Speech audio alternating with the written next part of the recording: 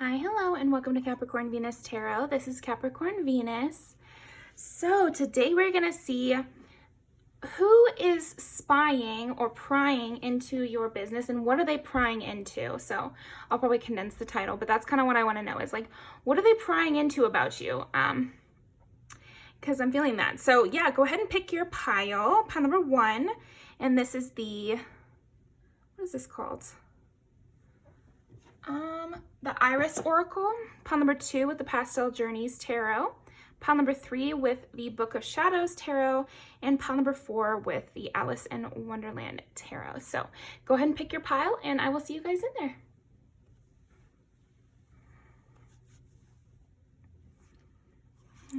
Okay.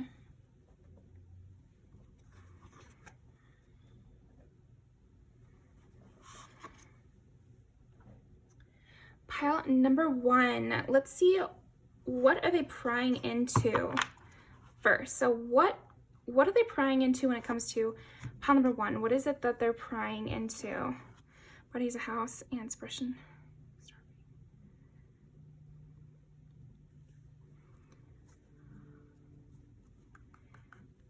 This might be a pile that maybe doesn't post themselves a lot on social media or doesn't have like pictures of their actual face up or something like that, because I feel like people are prying into stuff related to your physical health.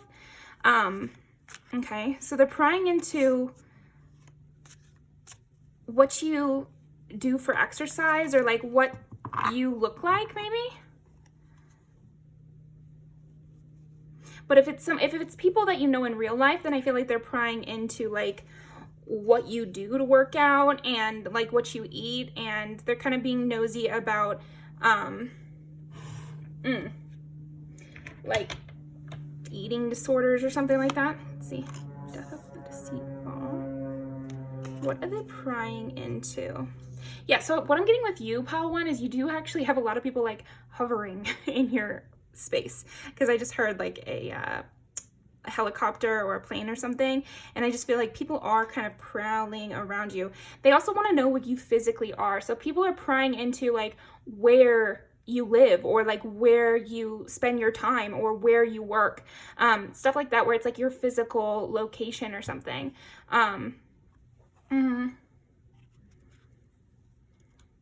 I have my location on for like certain people in my life, but it's almost like they're prying. If you have some people you know are connected to people you're closer with, so you're close with someone and then you know that they have people around them that they're close to, but you're not close to them. It's almost like those people are prying via this person that's close to you. I'm not getting that this person close to you is like purposefully, like feeding them info or anything like that. It's almost like they're prying. Yeah, they're prying people close to you for information. They're prying into your life via people close to you. So if someone close to you has your location, then their friend might, take their phone when they're not looking and look at it. Ooh, ew. Labyrinth. They definitely don't want to get caught. So that's what I'm saying. It's like when the friend leaves the room, they'll check their phone or like look through you guys' texts or something. Interesting. They want to know where your head's at too. I feel like another thing people are prying into is like, where's your head at? What are you thinking about right now? That's why I feel like these are people like really monitoring you, because they not only want to know like in general what's going on, they want to know currently, right this second. What are you doing right this second? Or where are you going to be tomorrow? Like that sort of thing. Like, because it's almost like this person or these people that spy on you, they do it so regularly that they're just feeding for more information. They want to know something bad too. I want to say, like with this pile, it's possible that people are prying into what's your favorite thing so that I can get you the best gift. No, not for this pile. No, I'm sorry. This pile, they are kind of looking for something that they can lock into. They want to know a secret of yours without you telling them and without anyone else knowing they know. They want to get secret information about you just so that they can have it. And like make fun of you in their mind or look down on you in their mind. So these also might be people that have long-standing beef with you, or like old tea, you know, that sort of thing, where they used to be close to you years and years ago. Yeah, because why else would they be like this?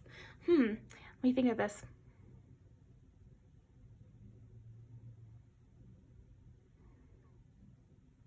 You're in a lot of memories for them or something, or you're in key memories for them.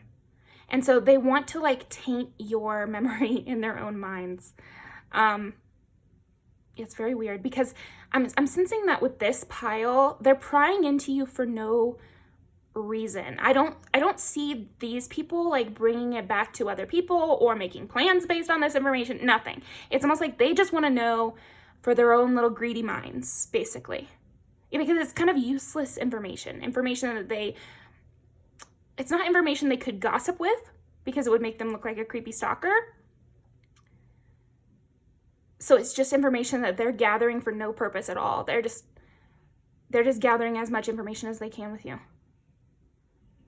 They're also prying into, yeah, it's weird because I feel like this pile, they're prying into like what's mentally distressing you. Do you have any problems you would tell a therapist? Like that's the kind of stuff they would want to know. They would want to know about a health problem. They would want to know about a drug problem. They would want to know that you're losing weight and it's not working, that you're doing something that is stupid. Like that's the kind of thing. Like they want to know about a failed project. They want to know about,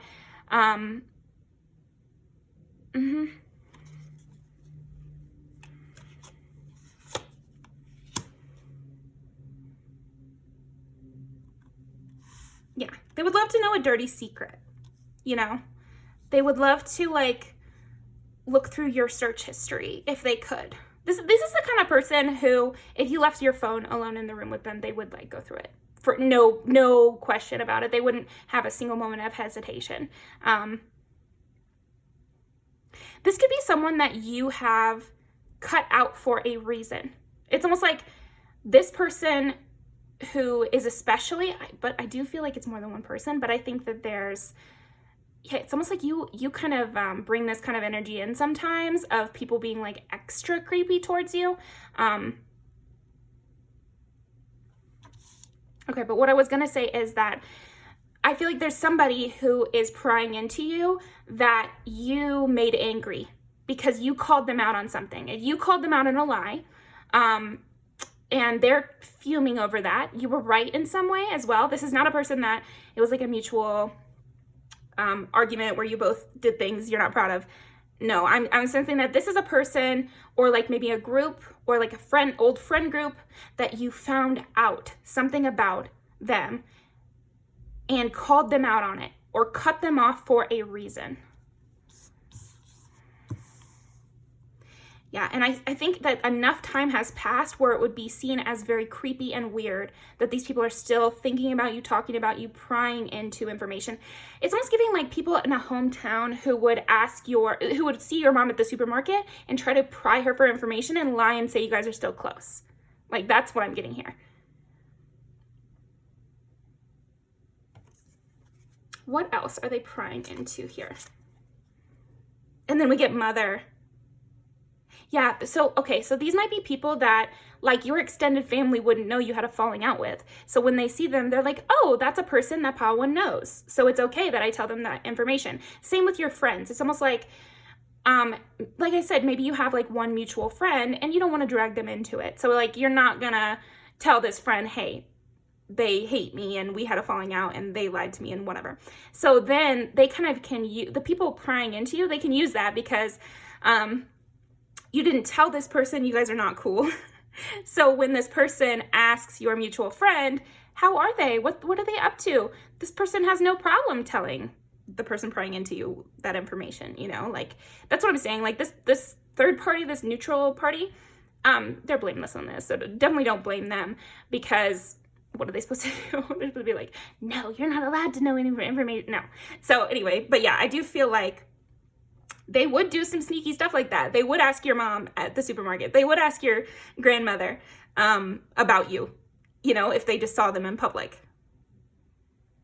They would go to your mom's Facebook. A lot about like checking your family's Facebooks or talking to them in person. So again, this could be like hometown stuff or people in your town, people with mutual links. What else are they prying into? I think also they want to know who you care about. This person has it out for you, honestly. I think they're prying because they just hate you in general, and they're kind of like obsessed, and they're like obsessively prying into you and trying to get information about you. But you kind of have this like hermit vibe here where, okay, so maybe you're social, but you have this other side to you that is more hermited. Like you don't really plaster your problems all over the internet. Like it's kind of difficult in a way to get information about you. It's almost like they want the newsletter info. That's why they're going to family and that sort of thing, because at least they could get the newsletter bulletin and then they can draw their own conclusions based on that. God forbid you get in a room with this person though, because again, they will check your bag while you're out of the room. Like that is that kind of person. They're going to go through your luggage if you guys all have to be somewhere at the same time. They also want to know about your like sexual history. They want to know about your partners. They want to know, they would love if you had some sort of communicable disease or something like that. They're really weird that way. Like they want to know your dirty secret. Like that's a big emphasis here. They're prying because they want to, even if they just get random information from your family members, maybe they can like put something together that seems like a story of, oh, you're an alcoholic, or it's like they want to take whatever little information they get and try to fit it into all this other information that they have to come up with a story where you're a delinquent, or come up with a story where again you're an alcoholic, or you have like a drug problem, or like you have like it's funny because they want to like make up a story that you have a stalker. I kind of feel like maybe you're a stalker a little bit here, but whatever. But yeah, they want some like juicy mystery plot that they can project onto your life. So they're prying and plying your people. And I keep getting family members, so I don't know if this person has access to your family members, if your mom's that kind that stays friends with your exes or something like that. Ugh. Ew, because they are using that. They are really using that.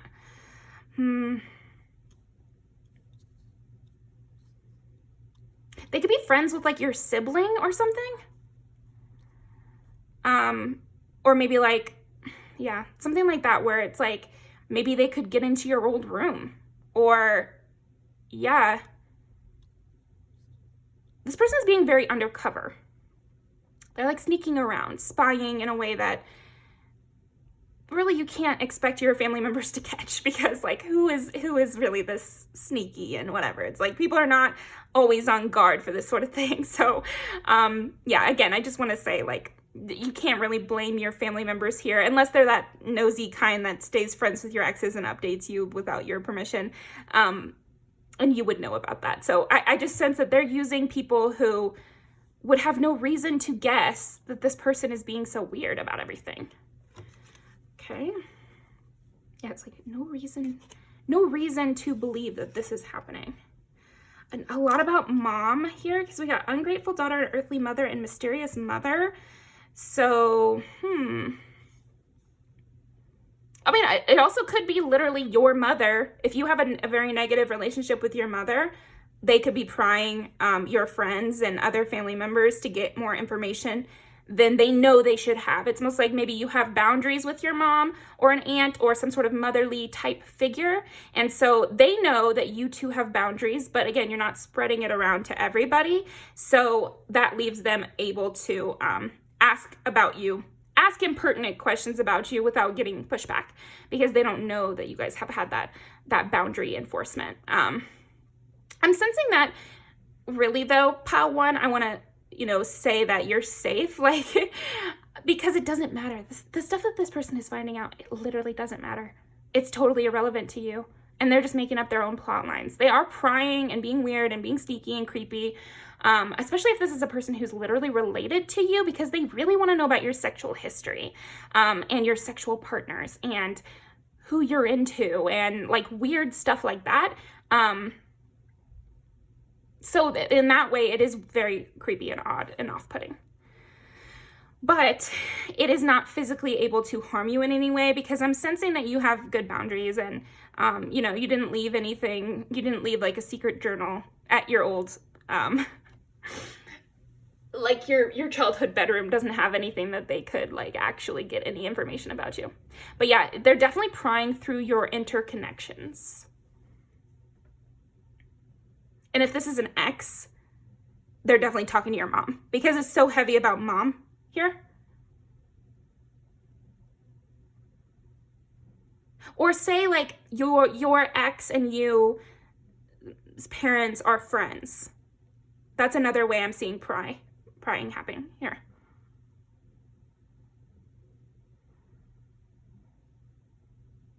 They might even like slip fake info in, because I do see them like lying to these people that you're connected with, saying that you guys are still close. Oh, we just talked the other day.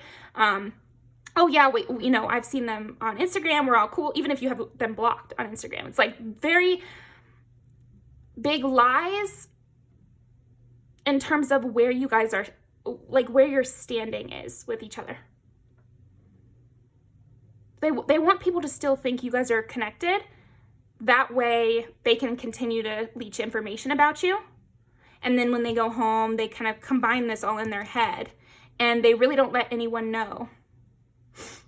I feel like people don't even know that there's bad blood, much less that this person is like being such a creep about everything.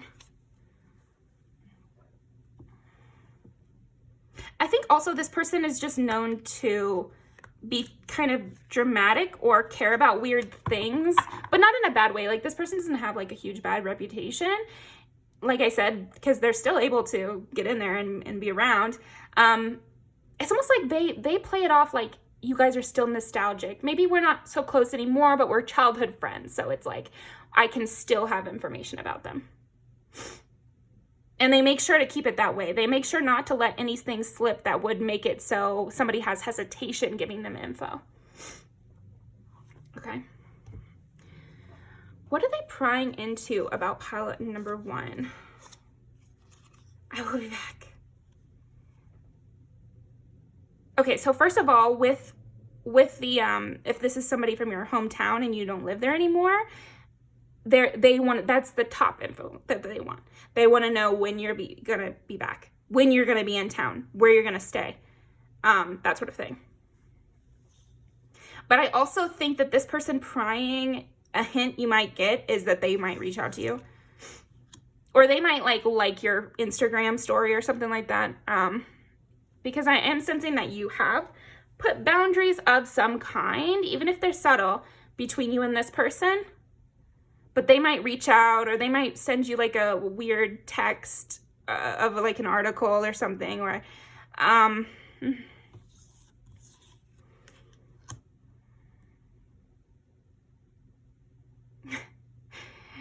think you should laugh at this person a little bit. They're wasting their time, and they're wasting their breath with you. I feel like you've already decided. You're like, no. I just am getting a bad feeling. I feel drained when I'm around this person. Like, maybe we're cool because you guys have that history, so we'll be cool. We're cool. It's all cool. Like, that's the kind of energy I'm getting from you. But this person is definitely holding a grudge. They want to be like super close to you, like codependent. That's kind of what I'm getting. And so their energy is still pretty codependent on yours, even if you guys are not in each other's lives. What are they prying into? Pile number 1. We believe in science and facts.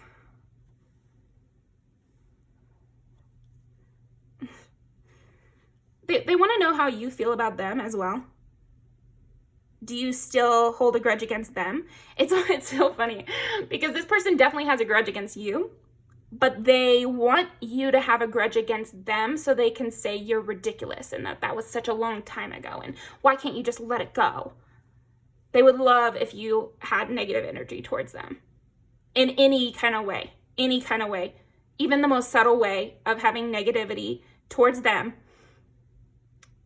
would empower them, embolden them to do more, say more about you. Because I think right now, the kind of neutral oh, everything's cool. It doesn't allow them to bring you up that much, because the more they bring you up, the creepier and weirder they seem. Whereas like if you brought them up first to just say, oh yeah, we just don't really talk anymore, we're not close, even just that little bit would be enough for them to go on like a tirade about it. Like, I can't believe they're still holding this against me, and kind of play victim here. So they're prying into your feelings on them as well, heavily.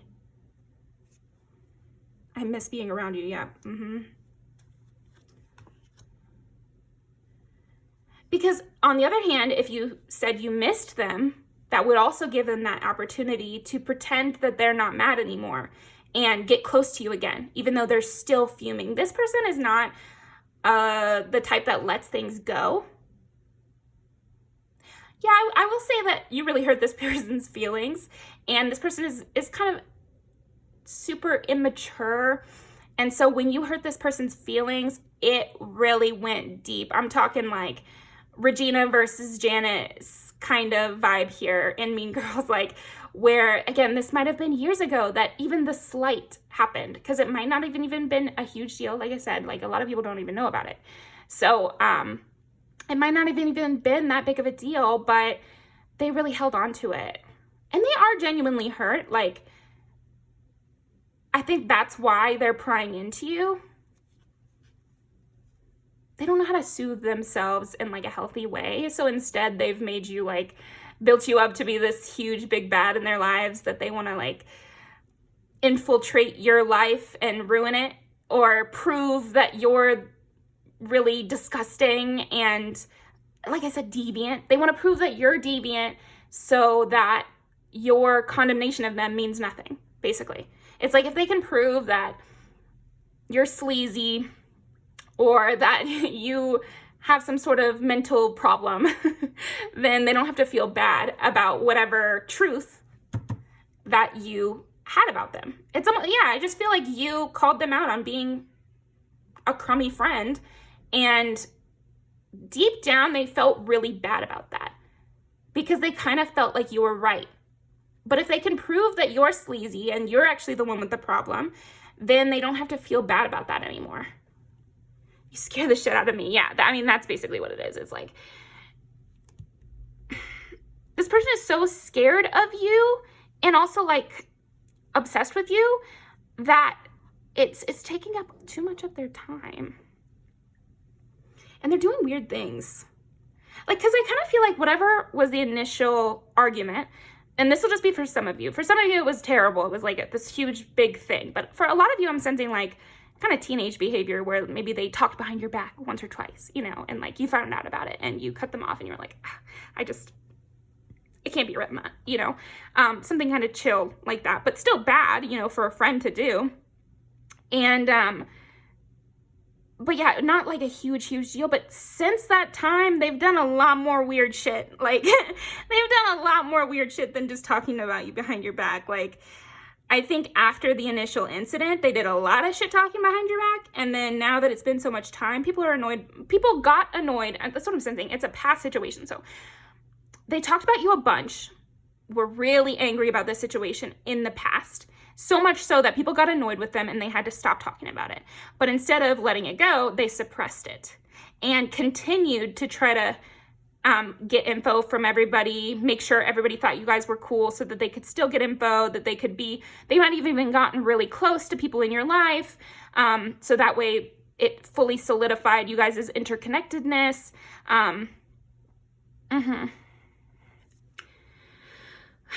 Like I said, gone through your old childhood bedroom, driven past like your childhood home to see what it looks like. And if they cut down the tree that they knew was your favorite, they felt happy about that. You know, stuff like that, where it's like kind of delighting in your misery whenever they could find out about it. You know, whenever something bad would happen, they would find out about it and be happy about that. So it's, ooh, I am lost without you. But the truth is that I feel like this person just kind of really misses you, but they're just so unhealthy that it's just like,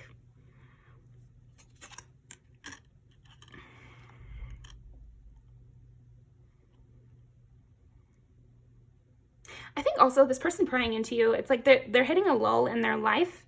And so that's why it's ticking up their interest in you again. Or also, for some of you, they've just gone through another situation with someone else, not you, where they were again called out for petty behavior or for lying or for talking about someone behind their back. They were again called out for this, and so it re-upped their interest in discrediting you because you were the first one, or like a very important one who initially called out this kind of behavior. They might even delusionally think that you had involvement in whatever the situation was. What else?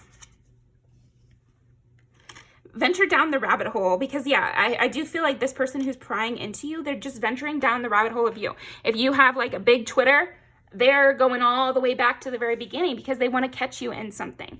They want to catch you in something real bad, real bad. So I actually do feel like for you, it's like, I don't want to be like, oh, be careful, because you definitely don't need to fear this person. But now's not really the time to crash out on Twitter because they are watching every single day. They're like really monitoring you in a lot of different ways. Rest and surprises. Yeah, and like I said, maybe you're a person who doesn't post a lot. And so they have to look at old stuff. And they want to know what you do in your off days. They want to know what you're doing when you're resting. They would love if you turned on your location for them. Like, because they would just, any downtime, they would be checking that location over and over and over. Side note, if you have your location on Snapchat, just turn it off. Just turn it off. Nobody needs, like, turn on your location on your phone for your friends. But, like, you do not need to have your Snapchat location on.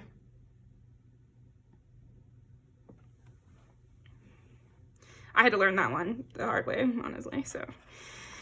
Okay. Slow down. Yeah, it's like, ugh. I don't like this person especially because they like to come up with any kind of negative story about your life.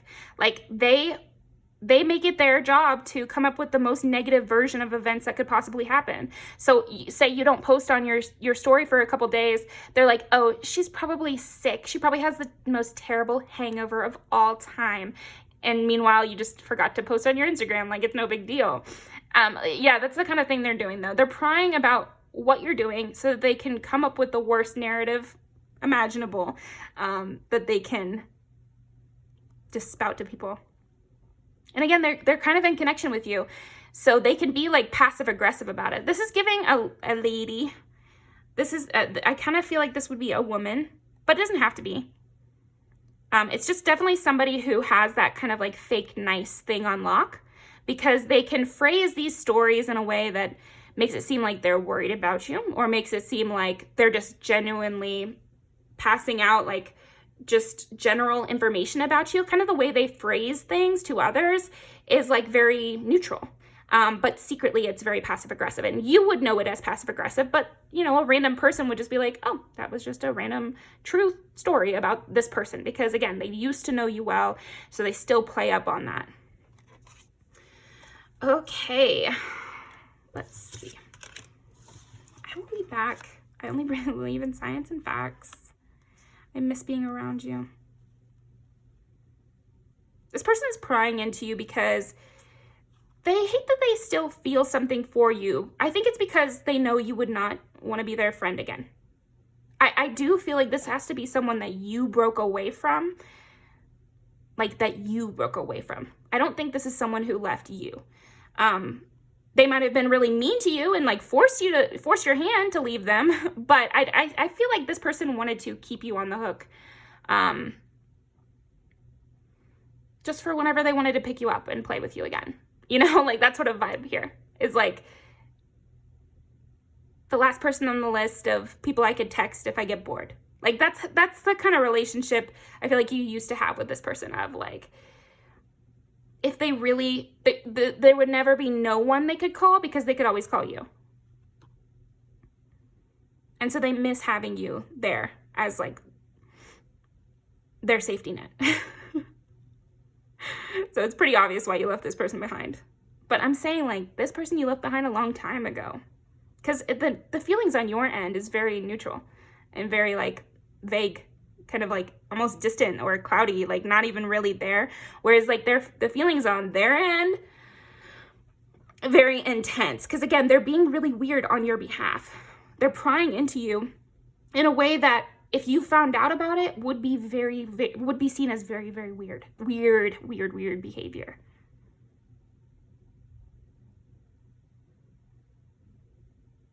Okay.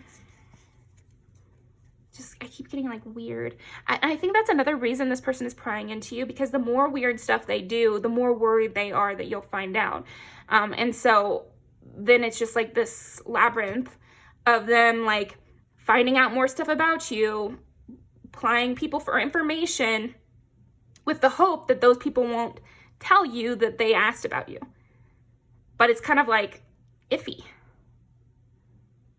And again, because of whatever recent situation they went through that reminded them of you, it's like worse. And I feel like they're a little sloppier. But they're definitely in the mud here. Like they do stuff that is weird. I just keep getting that. I keep getting that. They do stuff that if you knew about it, you would find it very weird. Very, very weird. Looking through your old stuff, like stuff like that.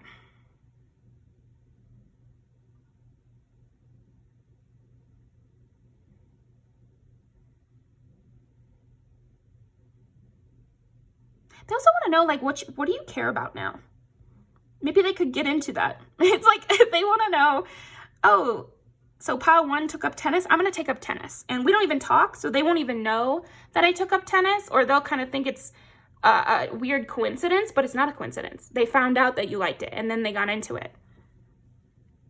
They want to create those moments of you feeling like you're copying them, or like they want to create a scenario where you guys have too much in common for people not to bring you guys up again together. And they want it to seem like an accident, big time. That's heavy on this. They really need it to seem like an accident. You already see them. You already knew that they were weird back then. Or like doing stuff that's not okay for a friend to do, right? Like, again, it's kind of casual in that way. This person just really doesn't like to be called out, so they latched onto it. I feel like they actually did like you a lot, and they still do. It's just that they are so immature that it's turning toxic. Okay, I'm gonna pull out this deck, actually. This is just a playing card deck, but I want to see. Why are they prying into pile number 1? Alice in Blunterland. Again with the drugs thing. What drugs do you do? You know? What drugs? It's a lot about drugs. Nine of Pentacles too. Again, with you being very independent, you kind of being like having lone wolf characteristics. I sense that you're still social, but you don't really just share all your business like that. And they're just like peeking in. They'd love to be added to your close friend story. And if they can't get added to your close friend story, they want to be friends with whoever's on your close friend story. Like that's kind of the peeping Tom behavior I'm seeing here. And a lot about your sexual life too. I'm also sensing maybe an age difference between you and this person. They could be either older than you or younger than you. Not too much, but you know, apply it to your situation. But because like I said, this could be a mom. I'm not getting super mom energy. If this is a mom, if this is your mom, like maybe she had you when she was 16 or something like that. Like if this is your mom, she's incredibly insecure and very mentally stunted, and not in like a mean way, but like in a way to help you understand like where this is coming from, because it's not super malicious. Like that's kind of what I'm getting, is like it's not super malicious, because there actually is a lot of like admiration this person has for you and actually just really liking you, which is why they kind of freak out at the fact that you know this negative thing about them, even though it was so long ago. So if they can say, oh, they're just a drug addict, or oh, they're just sleeping around with people that are disgusting, or something like that, then they can kind of like dismiss you in a way, and so also dismiss your criticism of them.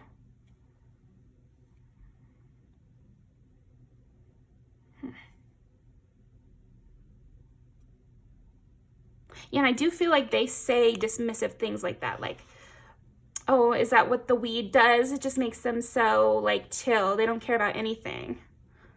Oh, Alaska. Okay. A lot about your body. They want to see a full body picture. Bad. If they haven't seen you in person in a while, like, that's what they want. They want to see you in person. They want to see a full body picture. They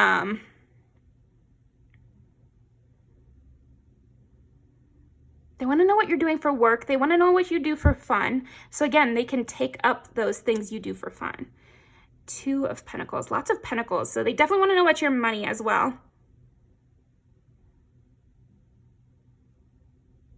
They would just love to be able to call you stupid. That's another thing. It's like, again, I'm sensing like this person is so mentally like young that it's not genius level stuff here. It's also not super mean stuff, because they just only have so many things in their repertoire of interesting things they could say. Sex, drugs, and money, like that's all they really want to know about. But that's what they're prying into about your life. They're prying into sex, drugs, money, your career, what you're going into, what you know, what you think. If you have an interesting spiritual belief, they would love to know about that. If you have an interesting, oh, you believe in aliens, oh, you're an idiot. You know, it's like that kind of energy where they want to just pull until they find something that they can sink their teeth into relating to sex, drugs, money, or lust stuff, that they can like privately make fun of you for, like in their own mind. That's what I'm saying. Like this person is not even really gossiping about you. They're just in their own mind trying to be better than you,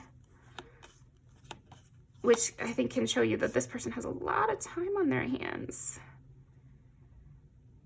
I don't know if this person is like unemployed or underemployed, which no shade, like that happens to everybody. But I think it might explain why they just have so much time to pry into your stuff, you know? And again, I'm literally getting with you, pile 1. They might be physically prying into your things. I don't know. It's not going to be possible for everybody. But if they can, they have, and they try to, you know? And if they can't pry into your physical things, again, they would look in your search history. They would check every account you've ever made on the internet. You know, I had a friend whose ex-girlfriend like looked at her Goodreads, you know, and was going through every single page of that. So like that kind of energy here, and just projecting whatever they can, you know. I am of the belief that, you know, internet stalk to your heart's content. I'm not saying don't do it. I don't really care. I'm just saying I don't think you can really find anything out too much with that. Just personally, I just don't think, because people like a bunch of things, you know, and people retweet whatever they want. Like, it doesn't necessarily correlate to anything in their life.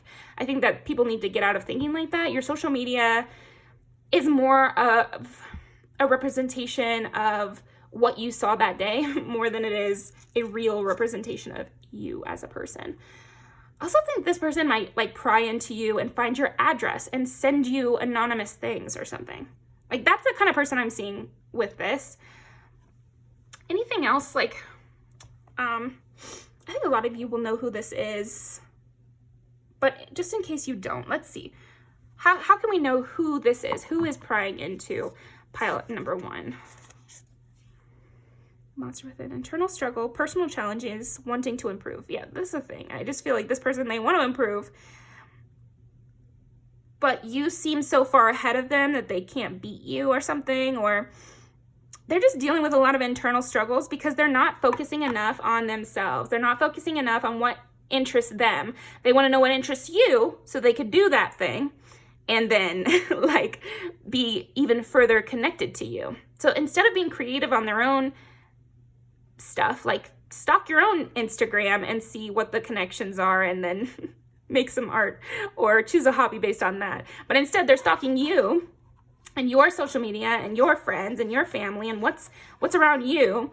And then that's what they're making decisions about what they're going to do with their day on. It's like if they saw some movie on your Facebook likes, they're going to go watch that movie. And so that's kind of a loop that kind of leads to a dead end because they kind of hate you. So when they watch that movie, they're not even enjoying it. They're trying to see what's wrong with it, or they're trying to project some sort of psychoanalyzing onto it, or like they're listening to the music that you like and then they're psychoanalyzing it instead of just enjoying it. So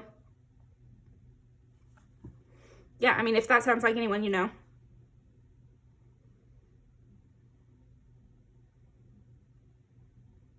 So we got blue and gold here. This person doesn't act like the real them. That could be another way that you can tell who this is. They might have like very like strict-ish parents who want them to be very high achieving.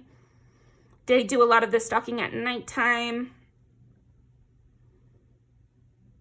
They don't have a best friend. And again, if there's no shame in, like I said, with the underemployment or not having a best friend, I'm not trying to shame anybody. These are just ways that you might know who this person is. That is just normal. Like those things, that happens to everyone. So they're just ways that I am using to find who this person is, because I don't want you to feel called out, you person watching this, and I don't want you to judge this person for not having a best friend or for being underemployed or unemployed. It's just that maybe you'll know who that is based on that description. They could like to drink. I feel like this person, it's like they worry that they have a sex addiction or something, or they worry that they have that they're alcoholics or something. It's like they're overly critical of themselves, but who cares? Because this person is just being weird and they're just kind of like staring. Like they're just looking into you constantly. Personal evidence, that's what they want. They want to know. They want to have evidence. They want to like stack up all this stuff, you know, and I'm seeing blonde and black hair here, so they could have either one of those or both, you know, if they have like one of those kind of hairdos. And again, they really want to know about your sexual history. Mind your fucking business. Mind your fucking business. And they could definitely try to reach out to your parents. Big time on trying to reach out to you through your parents. So hopefully your parent knows enough not to add them on social media. Facebook is coming up a lot, so they might be really looking on Facebook a lot. Who even uses Facebook? I mean, I'm sure a lot of people do, but again, I don't know what real information they can really get from that. But anyway, so that is what I've got for you. Pile number 1. Let's go ahead and pull a few music videos. Oh, psycho. Yeah, this person's super psycho a little bit. But again, like, I'm not getting danger, because they definitely don't want to set off any red flags in you guys' mutual connections, because then their game would be over and they would no longer be able to ply people about you. Okay. Ex-friend, and there's so much youth in this one too. It's like young situations. Who is plying people for information, or what are they plying people for information? So, I mean, it could be a man here. Like, long-haired guys are in both of these, I believe. They just definitely know how to do, like, the fake nice. So, regardless of gender, they know how to do fake nice. And they know how to be, like, polite to the elderly, because I do feel like they're using the older people who aren't as, like, cued into why they might be asking these questions. Okay. Let's see. What are they prying into? What sectors of pile number 1's life are they prying into? 5 is Leo. 8 is Scorpio, again, like sexuality. And 9 is Sagittarius. So Leo, Scorpio, Sagittarius, they could definitely have these placements in their chart. But I'm also getting that they want to know what you're learning about with 9. That's like your interests, higher learning, education, where you want to travel to. Like, what interests you. And then 8 is like taboo, transformations. They want to see your body. They want to know if you look different than when they saw you last. And then also your sexual history, your sexual interests as well. And then 5 is like your creativity. Again, with like your favorites, like your favorite movie, your favorite place to go, your favorite music, or your favorite thing to drink, or your, you know, if you smoke, or like that sort of thing. What was your childhood like? You know, they want to know any information that you wouldn't want them to know, basically. Last one. Okay, last one.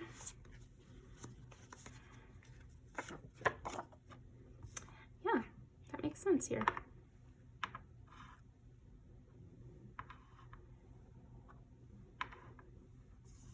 Because they would love to make you seem trashy or like not worth it. But then there are some of you that this is an ex where they want to like sweep you up. They want to degrade your reputation, find out something bad about you, ruin. This is like a little fantasy they have of like ruining your reputation, making you look like a hood rat, and then sweeping you off your feet, and they get you because now you've gone to the basement. Like that's kind of the vibe I'm getting here, but it also could be a friend that wants to do that as well. Or like I said, a mother or some sort of feminine in your life.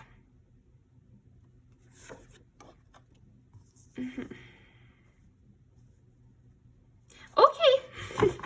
That's all for you, pile 1. Thank you very much. Yeah, well, actually, thinking of you, because this person, again, it's like maybe it's been a long time and they're just still, and nobody knows. I think that's an important thing, is like they've stopped talking about it because people don't like to hear about it anymore.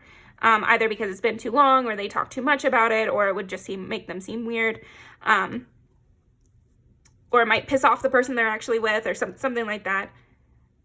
It might even piss off their friends, because like I said, you might have mutual links, so they just can't be seen to have this problem with you for some reason. So yeah, that is what I've got for you, pile number 1. Thank you very much. I'm going to link these down below, and I will see you next time. Okay, pile number 2. What are people prying into when it comes to your life? What are people prying into? 3 is Gemini, 5 is Leo, and 11 is Aquarius.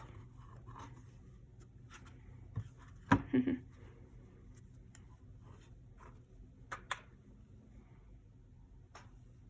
the Devil and the Moon.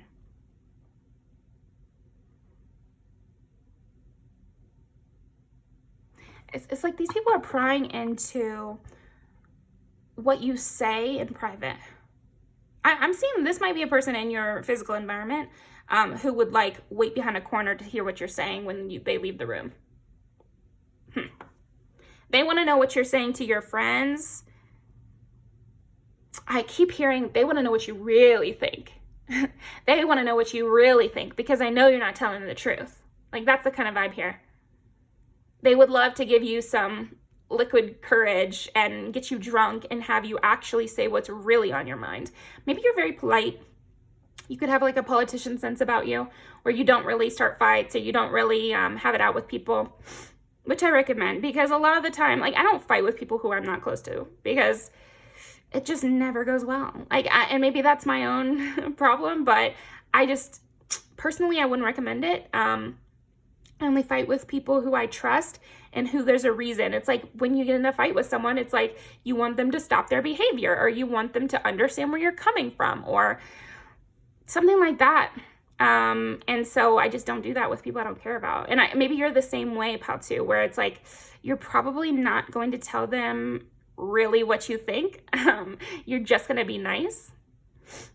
But it's annoying. This is very annoying. I feel like they're prying into what you say to your friends, because they just feel like they're not getting the truth.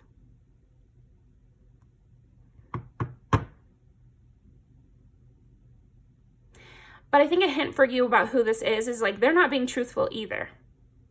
They're lying too. Fuck it. Guess we both ain't shit. Like that's kind of vibe here. I'm getting like This is a person that you may be lying to, but they're also lying to you, and you know that.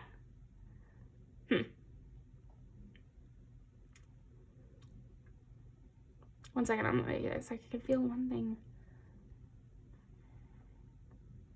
I think this person who's prying into you, you get like a bad feeling around them. It might just be like a casual acquaintance, but you just kind of get like a bad feeling about them. They definitely want to get you drunk. That's a big thing here.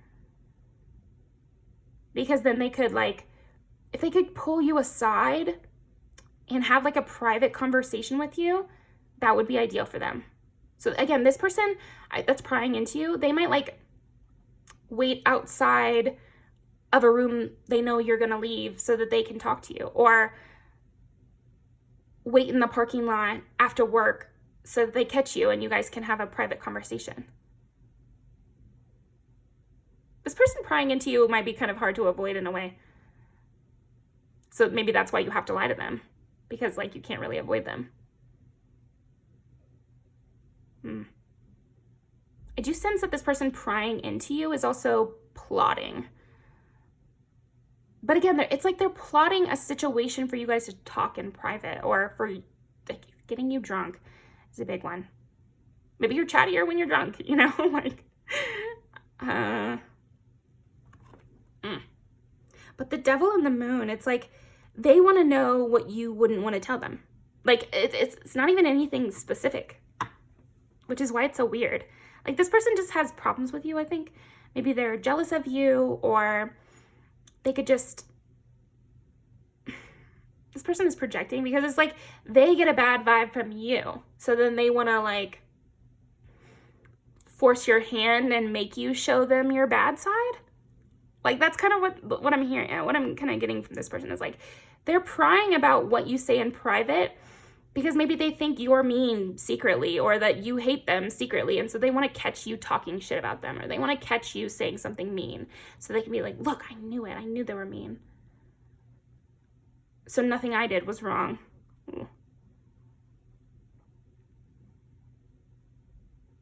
For some of you, this might be a person who feels kind of guilty.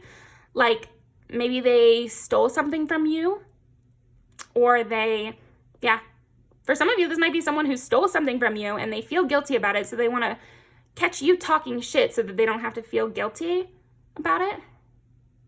They could have also like stolen a person from you. I don't think you can do that personally, but this might be just how they see it. They see that they believe that they've stolen something or someone from you, or stolen an opportunity from you or something. And so to feel better about that, they want to find out that you're talking poorly about them. Ugh.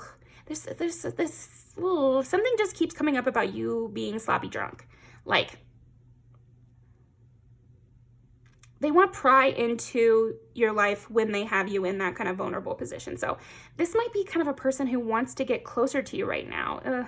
I hate that, because I don't want to like sit here and advise people to be wary or like super, super cautious with their friends, because I think we can all have that like overly cautious or overly worried that someone's going to betray us, when most people like just, they're not trying to betray anybody, and like it's usually chill. But with this person, they see you as above them. But I'm sensing that you guys are in the same sphere, so then like it doesn't really make sense. This person just has decided that you probably wouldn't like them, and so they don't like you. But it's more serious. It's not, I don't think you can turn this person around. Like, I want to say that. I don't think that you can like convince this person that, no, you're actually good. Like, no, I think this person like has already made their decision. It's just now they're looking for evidence.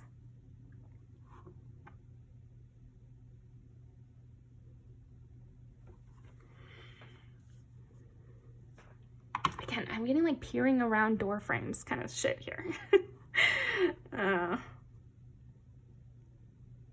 Maybe you have a workplace that is like kind of small, and so if you talk in one room, they can hear it in another room, and I do think they're listening. So something to be aware of.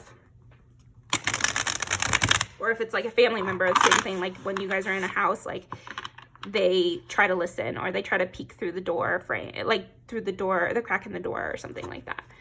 Because I feel like this person is prying into you in a more like you in person kind of way. So I think they also, like, in conversation, try to pry you for information about yourself. Like, they might just try to drag things out of you or try to pull you into a shit-talking conversation or pull you into the gossip. So be wary of that. Be wary of that in general, I think. Like, if anyone tries to pull you into gossiping about another person that you don't really care about, sometimes that they have bad intentions with that. You might think that you're just agreeing with someone about somebody else, but they might be trying to get you to say something negative about this person so they can bring it back to them. Just something to be aware of. Gosh. Yeah, they want to trick you. They want to trick you into saying something that you don't mean, basically. Why do they want to do that? Like, just briefly, why do they want to do that? They hope they can just catch you off guard. If they just do it kind of quickly, offhand, again, if they can get you intoxicated or like off your guard in some way. Okay, what are they prying into? They also would want to know who your enemies are so they could befriend your enemies. Okay. Who don't you like so that I can become friends with them and tell them you don't like them and like start shit. Yeah, because I feel like this person is prying into you so that they can start shit with you. Because in their mind, they've already decided, okay, so this is who this person is. There's a person in your life who's in a sphere with you, about to, who has already decided, like, maybe right away that they didn't like you. And so now they're just prying you and the people around you and, you know, listening in on whatever conversation they can so that they can prove their own theory of they don't like you. So they might be stalking your social media as well. They might even want you to, like, leave. You know, if this is like a coworker or something, they might want you to leave, or like, what would it take for you to leave? Gosh. What annoys you? I think this person also wants to know what annoys you, what makes you uncomfortable, what do you dislike? If like you said, I hate the smell of patchouli, next day they'd be wearing patchouli.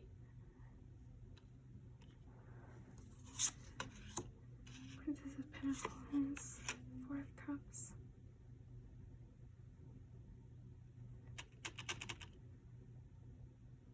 So this also might be a person who's recently invited you to something and you declined. Or it even could be someone who's declined your invitation. But I'm sensing more the first. I'm sensing like this could be someone who maybe made a plan for everybody, but was specifically hoping you would come to it, and you didn't. And so they're also prying people for information about what you would come to, when you will be seen next, or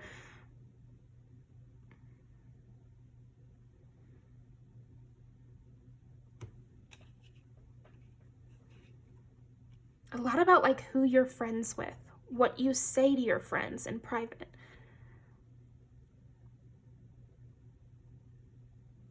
Tons about this person like listening in to your phone calls or listening in to your conversations.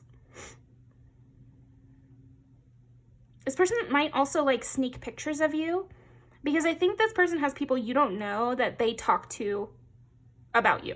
Because like I said, this person, they decided very early on that they didn't like you for no reason, basically.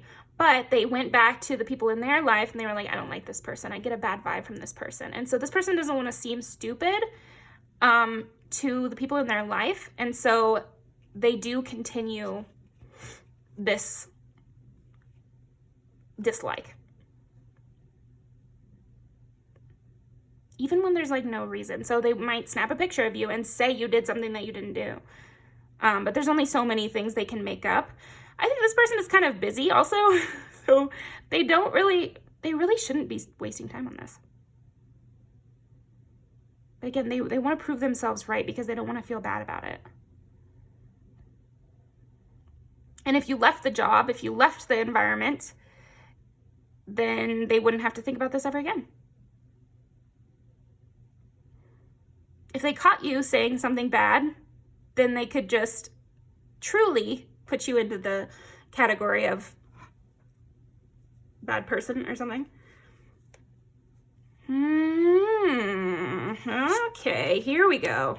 Plot thickens. Here's why. Somebody that they were interested in was interested in you. You might not even know about this.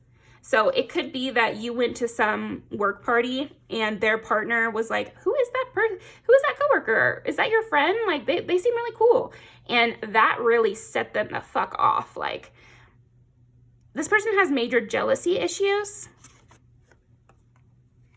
They also don't like how private you are. I feel like that's another reason they are prying into you, because like they didn't like you for a number of reasons. The biggest one being that someone that they are interested in showed you any attention at all. Because I'm thinking it wasn't even that much. But this person that they were interested in showed you attention, and then they decided not to like you, and then they tried to get information from you and tried to trick you into saying something mean so they could degrade you in front of this person. Okay. See, this third person is actually playing a bigger role than I would have thought. And I think it's because this person who's prying into you, they tell themselves that the fact that this person was interested in you has nothing to do with why they dislike you. Oh, it's nothing to do with that. But it actually has a lot to do with it. And I think this third person, this person that showed a small amount of interest in you, they know how to spot a liar. They also just read people really well. So this person prying into you, they can't go to this person who showed an interest in you with fake information. They would know. I don't know if this person just has this other person on a pedestal, or if they literally would know and they just are genuinely a good judge of character and like somebody who can read people well. But either way, this person prying into you doesn't want to bring anything fake, so they need to trick you into saying something bad in reality. And so they can, diminish you in this person's eyes. Could even be like a boss or something like that. They want to diminish you to the boss, but the boss will know if they're lying. And you're so private. You're so private and you don't do anything and you're so boring. But like, that's not a good reason to dislike you. And the devil again. We got that in the beginning. Here's what it comes down to, pile two. Yours is kind of simple. They're jealous. This person prying into you, they're jealous of you.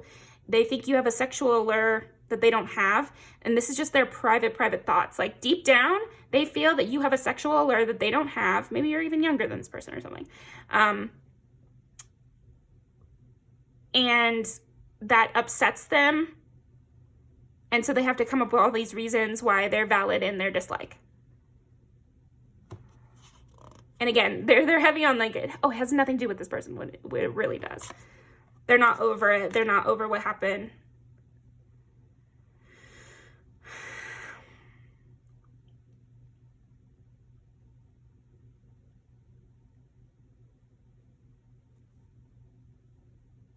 Yeah, they want to know what your pet peeves are. Like heavy on that. They would love to know your pet peeves so that they could do that. To annoy you. They want to annoy you so much that you lash out at them. And again, so this might be a person, this is kind of the worst case scenario, sort of, pile two, because I feel like this person might try to befriend you, like, heavily. This is so annoying. So honestly, you might end up having to just actually deny them. And then they would have that reason that they can bring about to all their friends about like, oh, well, they just think they're better than everyone and they didn't want to be my friend. Meanwhile, they didn't want to be your friend to begin with. And like, you just could sense that you guys were not going to click. That's not a crime.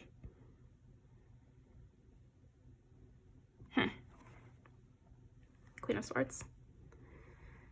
They would, okay. Yeah, it's like you're too nice. You're too nice. And so this person wants to bring out your mean side. And how far would I have to push them before they got mean? because that's what I want. I want pile 2 to get mean to me so that I can go play victim and prove to everyone I was right about pile 2 the whole time. And that this King of Wands shouldn't be interested in pile 2 because pile 2 is a meanie, and this King of Wands is someone who, okay, so we need to know about this third party, I guess. So this third person is somebody who is respectable and wise seeming, cool, good looking, charming, very charming, like extremely charming. Doesn't say much though, and has like a high opinion of themselves and also like a high standard for people. So if this person prying into you could make you seem like a petty bitch, then this King of Wands individual wouldn't be interested anymore. At least that's what this person prying into you believes. They believe if they could make you look like a petty bitch, then this King of Wands would never be interested in you. Even if this King of Wands is kind of out of the picture.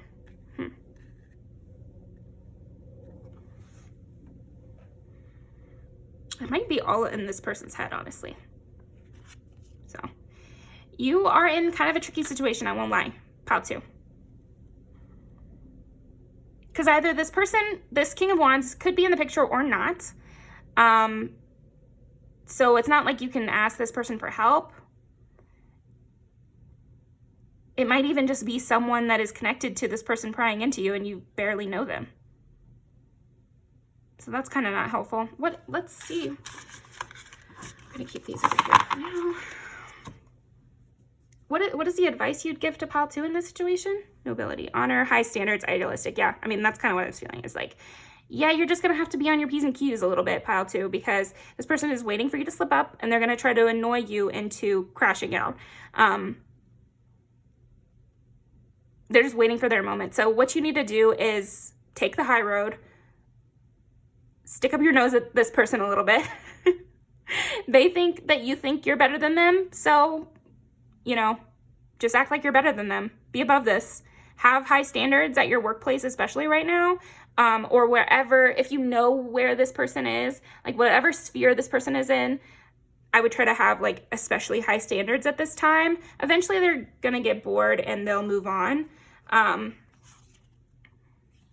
And just be salty towards you for the rest of time. That's kind of what I'm getting, is like, this person is not going to change their opinion of you. That's important to know as well. The only reason that you need to keep the high standards is not to prove yourself to this person, but rather make it so you don't slip up around them. Yeah, 5 of Swords.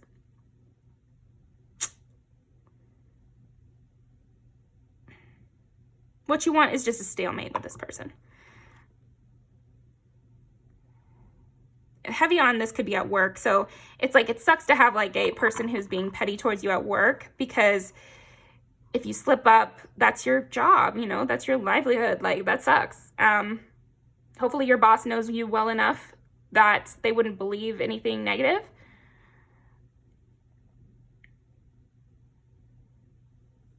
Just keep your eyes open.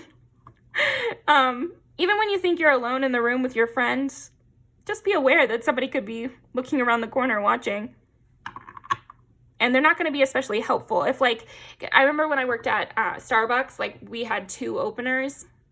And so one person would be doing this round of tasks and the other person would be doing this round of tasks. So if one person wanted to make life harder on the other person, it's not that difficult. So yeah, this person might like end up trying to get you more work. So I would like up your, well, I don't know. I mean, if you're super worried or you have a job where someone could mess up your work, just double check everything. But I think for a lot of you, it just is what it is, and just do your work and don't worry about this. And that'll make them look weird if they try to do anything. Definitely don't hang out with this person, because they would love to get you alone and then they could lie about whatever you said. King of Pentacles. Oh, okay. Okay. So this is hopeful. So I feel like this situation might resolve itself because of another individual. Like more people might get in on this to where it's not as big of an issue. So there might be someone who starts working with you guys. What's going to happen with this? What is the message I'm getting here?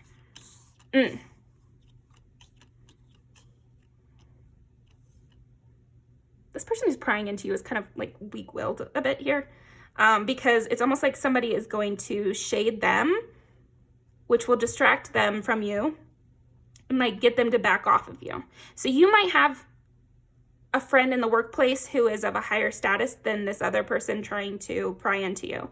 And so they'll be watching for you. It's almost like you gain a guard dog here, or maybe you already have one.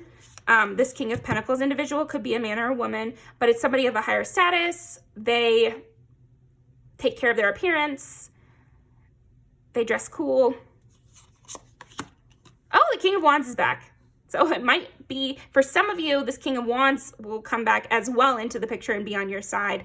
It's like through the combined judgment of several other people, this person will back off and it won't be an issue. But yeah, this is a good time for you to make friends at your workplace because you're just too hot to have no allies here. That's kind of what I'm getting about too. It's like, you couldn't have done anything to prevent this situation because basically you were hot in public. Like, that's not a crime, but it does mean that you need some allies. And so this King of Pentacles and this King of Wands are going to come in and serve as allies to you and keep an eye on these, you know, negative people for you. The Empress. Yeah. I'm seeing several people come to your aid. One behind the scenes, which is this King of Pentacles. I think behind the scenes, they will be serving as a buffer between you and your boss is kind of what I'm getting. It's like maybe this person is closer to the boss than either you or this other coworker. And again, project onto your situation. If it's not a workplace, I think the metaphor still holds. So just assign it where it needs. But then these two others, the King of Wands and the Empress, will be more open and right in your face about helping you, but then you'll also have people helping you behind the scenes. So yeah, Three of Wands. Just be optimistic about it. So I was a little nervous for you because I hate, you know, gossipy, negative situations that you couldn't have done anything to prevent at a workplace. That sucks. Like, everyone should just be chill. Even when I dislike someone at the workplace, I'm never going to be mean to them because we're all just here trying to survive. Like, that's a rule for me. But obviously not for this person. So I was a little nervous, but the cards are saying, and what God is saying is like, don't worry. You'll have people on your side, who will keep an eye out. Be careful, of course, like you would about anything, but they're saying like, be optimistic though, because you know you didn't do anything wrong. It's not illegal to be hot in public. And yeah, that's basically it. Because the thing with this pile too is like, I don't really need to go into what they're prying into about because there's really nothing there. Like, super nothing there. They just want to hear you. It's big on your words, I guess, but it's like, they would love if you were like bitter about something or had an unrealistic ask, or it's like nothing now. So I gotta respect it. It's like nothing. Like, it's really nothing. They're prying into basically nothing. So, oh, so this is like a dance class one. So I'm kind of getting that too. So maybe it's like a dance class. And again, they just think you're pretty. They think you've caught the eye of someone they want to catch the eye of.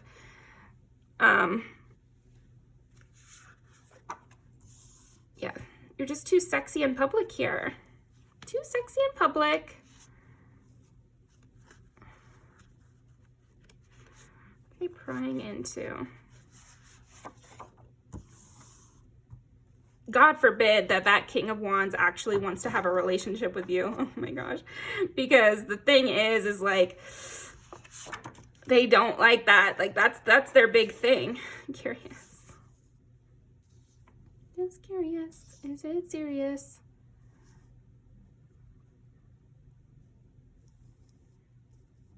So in this music video, it's like Hayley Kiyoko is kind of hitting on an ex-girlfriend who's here with their new partner. So the person prying into you might be the new partner person who can tell that you guys still have a connection or something. Just for some of you, because other of you, it's just going to be a huge dance group or like a group of friends or somebody you met on a trip. Or you were in close contact with somebody who is like a popular, charming person around town. It's like, it's...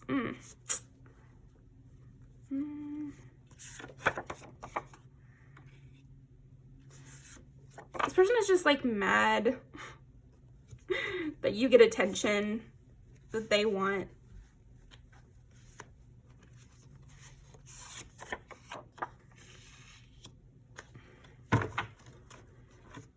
Or that you, yeah, they really want to say that you're using your sexuality to get things in the workplace or to get people that aren't yours to get or something like that. It's really coming out of nowhere though. Like, even if you think you have a situation like that, I don't feel like this person prying into you even knows about it. Like, they're just making shit up. So yeah, that's what I got for you. I'll leave these down below. Thank you very much, Belle 2, and I will see you next time.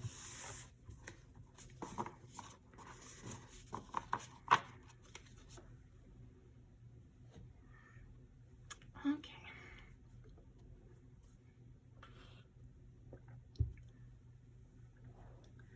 Pile number 3.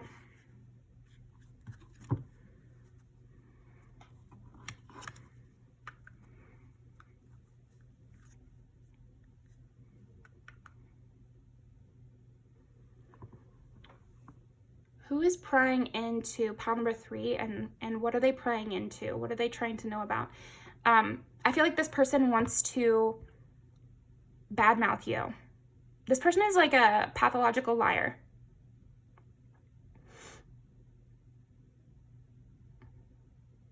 This person is giving bored housewife. But they could be a man too. I'm not getting gender very strongly in this because they're just kind of mean. This person is a mean person. They're that kind of person that's like, oh, I'm just being straightforward. I'm just being straightforward. I'm just being upfront. I'm just saying what no one else wants to say, but everyone's thinking. But actually, they're just being a dick. They're prying into like what you're doing at work or what you're doing on your off days. This person wants to call you lazy, but they have to pry into your business to find out what you're doing. Oh, this person's mean too, like really mean. They would love to like break up your relationship or like break up your friendships. Like that's their goal. Ugh, this is mean. They're mean people here. Because I'm also seeing that they would like purposefully walk in on you changing to make you feel uncomfortable or something. Ugh. This person's an asshole. Yeah, they really want to make you uncomfortable. Like heavy on this person who's prying into you. They want to make you uncomfortable. So they might be prying to you in person as well. They might just like ask you questions that are really rude. Okay? Like inappropriate. I think this person, you'll know who they are because they're very inappropriate. And this might be like a group of friends even. Not your friends, definitely. Like there's no question about it. Like this is not a person that you're friends with at all.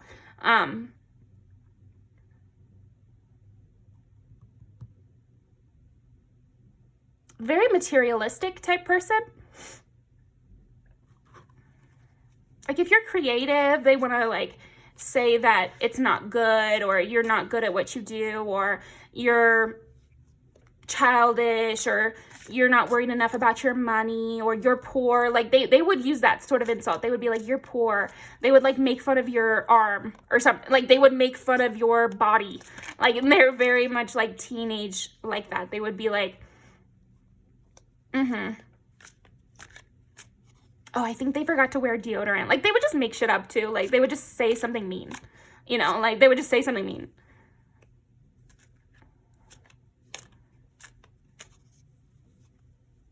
so another hint about this person is like, you kind of feel like their eyes like bulge out of their head a bit.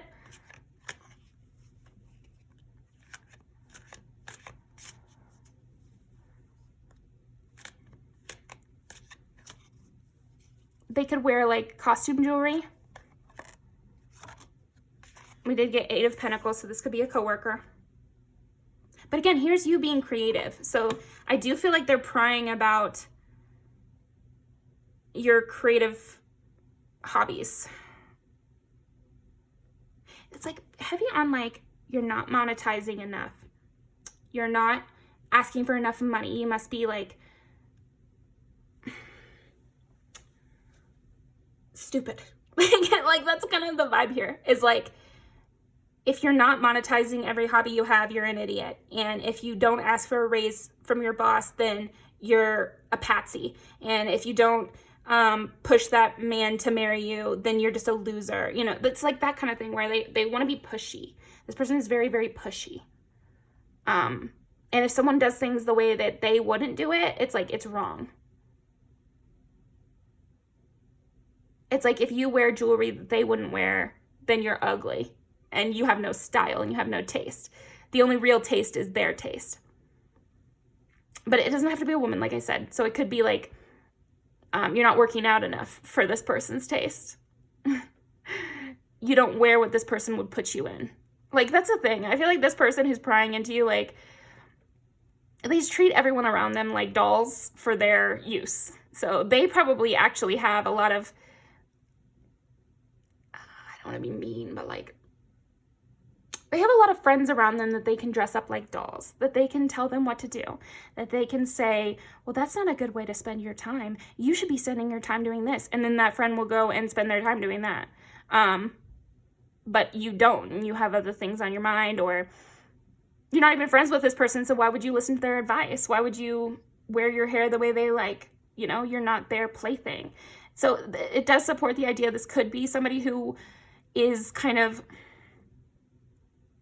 oh gosh, sexually predatory, but it doesn't have to be like that serious. And of course, like go to the police or something if it's like that.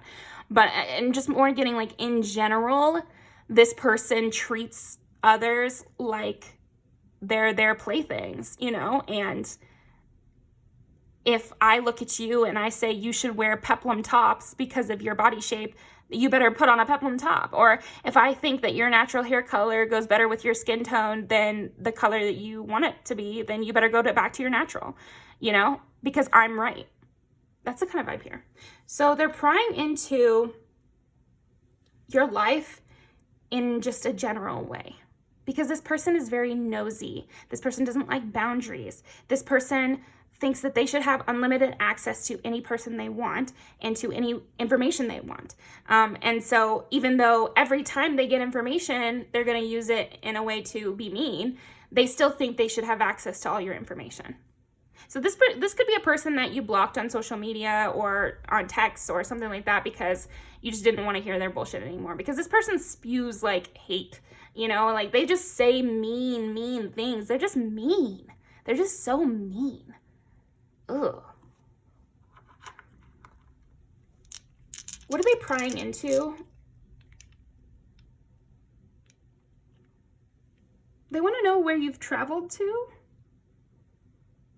so they can hate on it. Like, I think we'll just have to say in the background, the reason they're prying into you is to hate on you, you know, is to criticize your achievements and criticize your interests and criticize whatever they can find out, you know? And the way they do it is like, this person's making me sick. Like, I hate the way they are. I hate their energy. Yeah,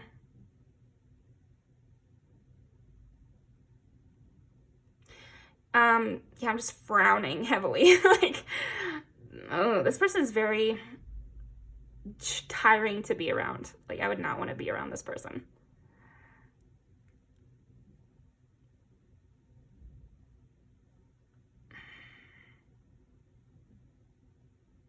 They're definitely prying into you because you seem chill. You seem like happy and chill and relaxed, and they do not like that energy because they are very high strung.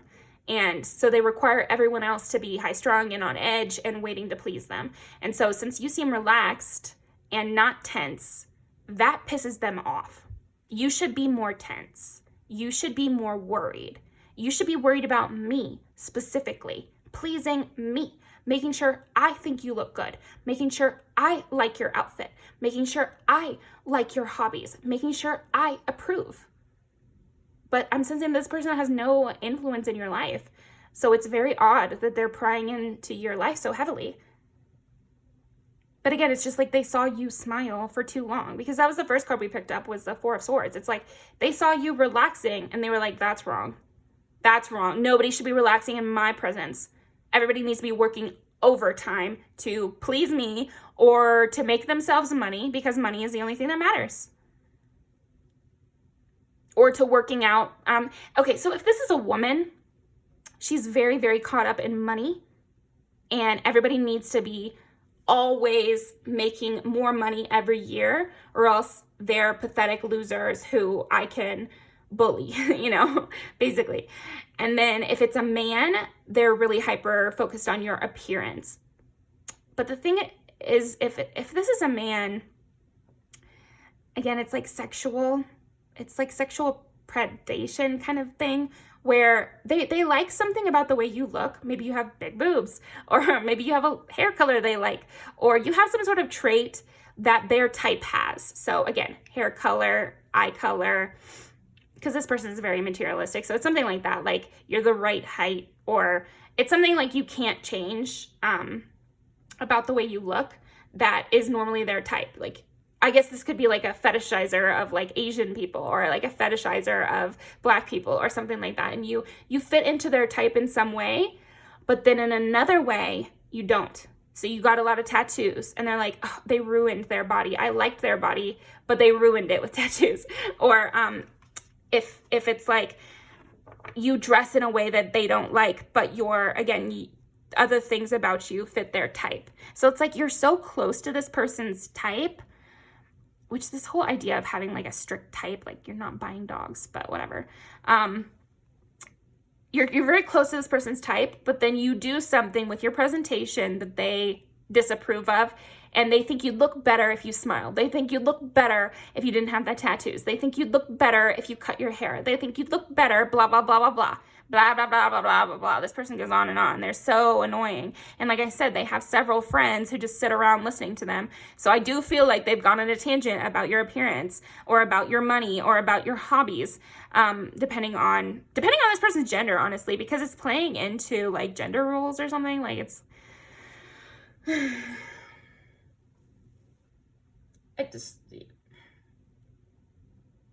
in their own private time, when they get a moment of rest, they're deciding to bring you up. Like, this person is gross too. Like, ugh. Again, everything is sexual to this person. Like, you just being yourself is sexual to this person. I think even for the same gender, it's like maybe they get caught up in calling you a whore or something.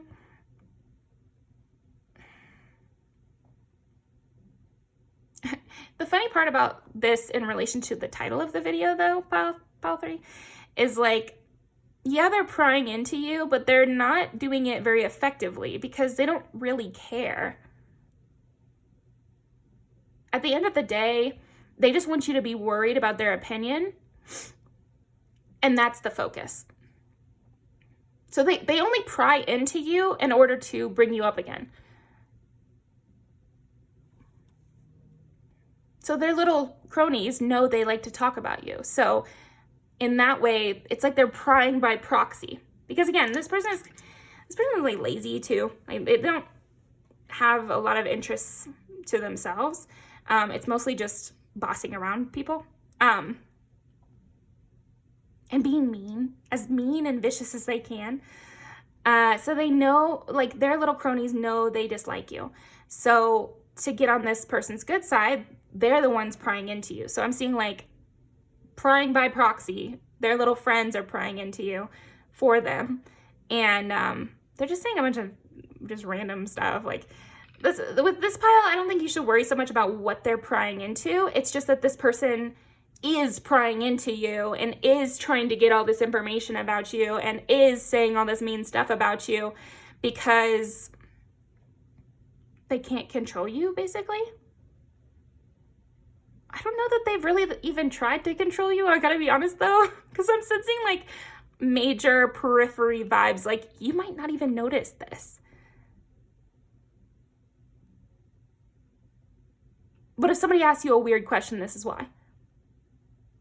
Or maybe you're bisexual and they are against that. You know, that could also be something here.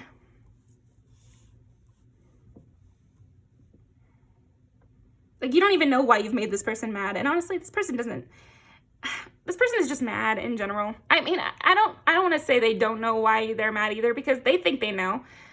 And I know, actually, they do know. They're mad because you're not under their thumb and they view you in a high way. Because like I said, you do fit this person's bill in some ways. Okay, let's roll the dice.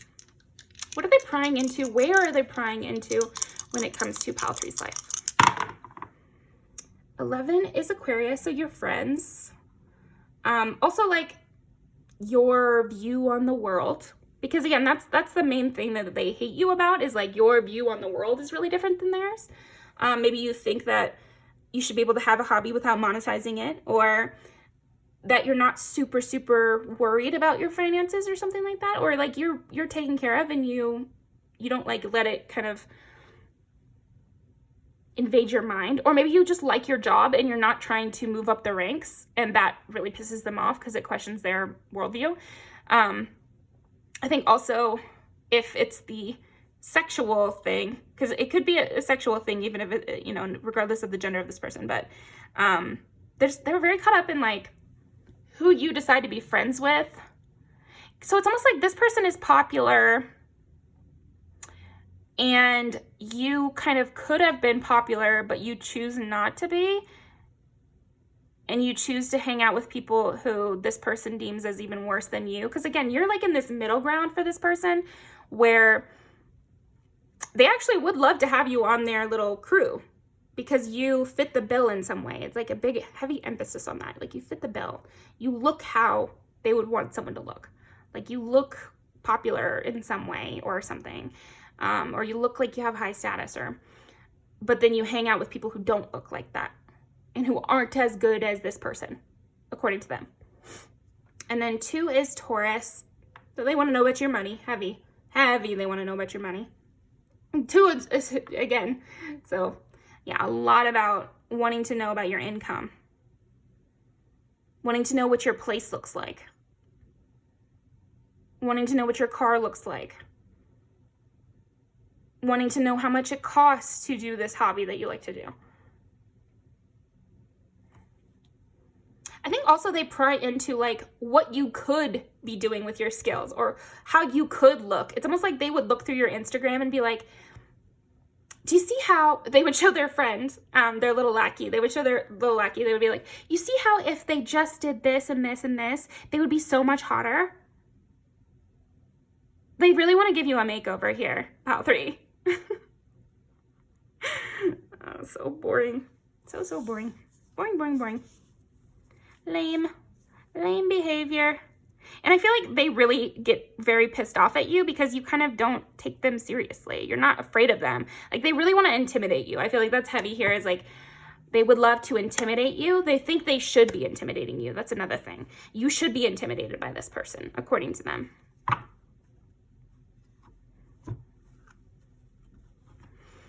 Again, you relaxing is what pisses them off the most. Like that is the number one thing that pisses them off. You relaxing, you having a moment of peace sends this person into a total spiral. Also, when you go no makeup, when you're all natural or something like that, they really hate that as well.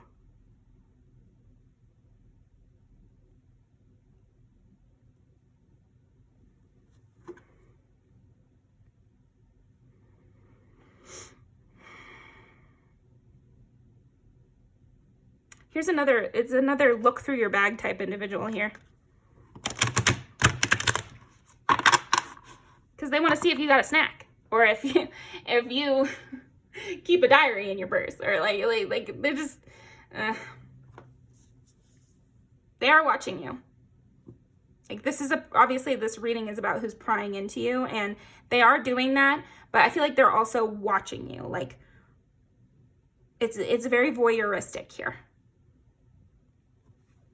Because this might not be a person you even know is, like, looking at your social media, or you might not even know that they're watching you. Like, that's what I'm getting heavy with you. It's like you don't really know. They're very attracted to you. Even if they're not, like, sexually attracted to you, they're attracted to you as a friend. And I feel like that's why they're so hung up on you, is, like, normally they can get whoever they want under their wing. Like, all they have to do is choose somebody, and then they're theirs right away.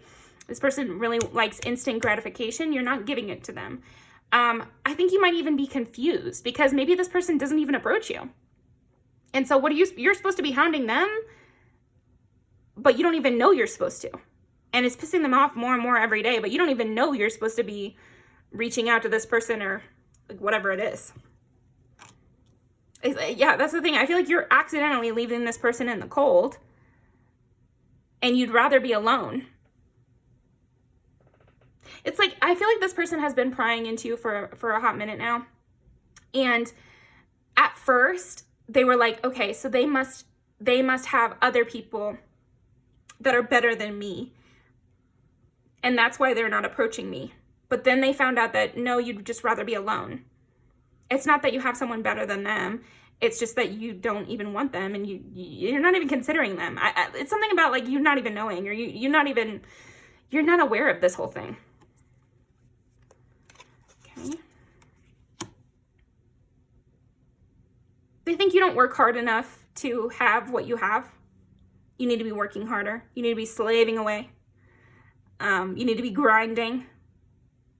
Why am I not on the grind? This also goes towards the idea that they might be, like, judging your body heavily and being like, they need to be eating healthier. Maybe they, again, because they are watching you, maybe you brought in a, like, sugary drink. They read the label when you were out of the room, and they're like, they really should have gotten a decaf, or like, they really should have gotten a low calorie, or so, something like that, where it's like, what? But again, they're not saying these things to you.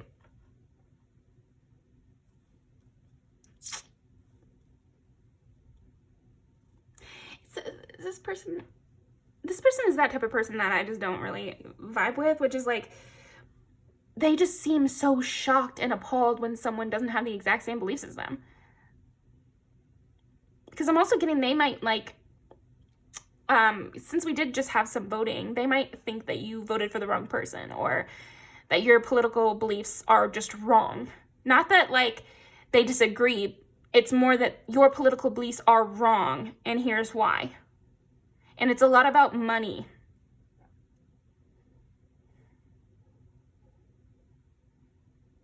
Or you should get married for the tax benefit. Or you should vote for Trump because someday you might be rich, and it's just wrong. Like something like that, where it's like, what? You guys have really different priorities. What else? Relationships, yeah. It's so cringe. It's very, very cringe here, because, like, the stuff that they're so upset about, and, like, the reason they're prying into you, they see things about your life that they think they would do better than you. So there's something about you that they find in high esteem. Maybe you do make good money, or maybe you are really beautiful, or something, either one of those, honestly. And so then they look at your partner, and they look at your friends, and they think, if I had what Pal 3 has, I would have a better partner and a better friends, and I would do more with my skill set so that I would make more money. Like, that's their big thing with you. You're just not materialistic enough for this person. And if you are, like, gay or bisexual or something, they definitely don't like that. or they even think it's wrong. Again, something with the politics or your sexuality or something like identity politics related, they think is wrong, like specifically wrong. And they still want you on their team. Like, they hate everything about you, pile 3, but they still want you on their team. Okay. What else?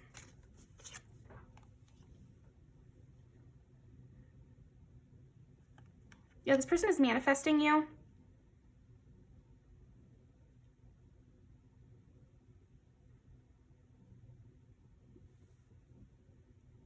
Okay, they might, because I'm sensing, like I said, this person has been prying into you for a while now, but kind of on the back burner because this person is very busy being an asshole and being a bully.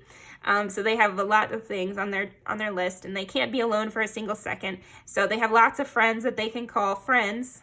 Not really friends, because they view themselves as better than all their friends, and their friends, I don't know. I don't want to say their friends know that, because it's not that. It's more that their friends are fine playing the backseat role.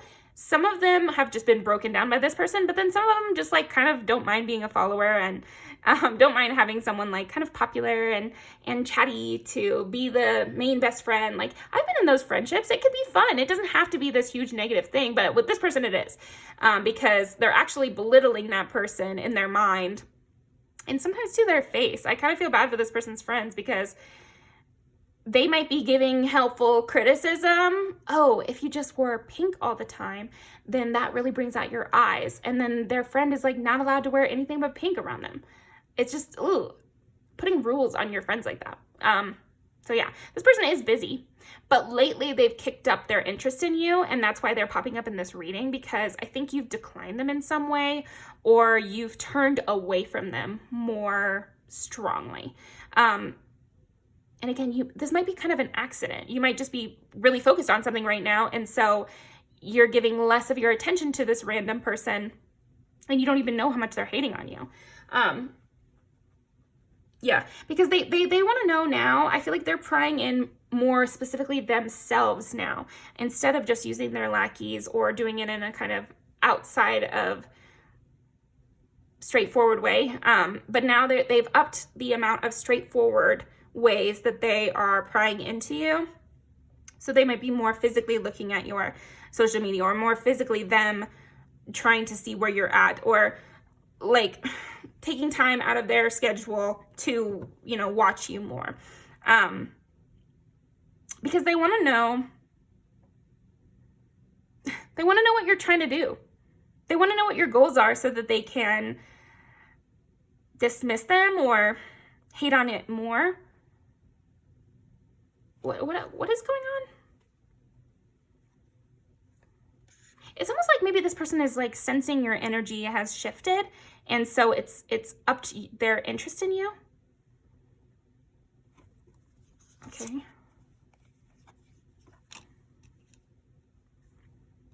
Just big heavy on dissing you.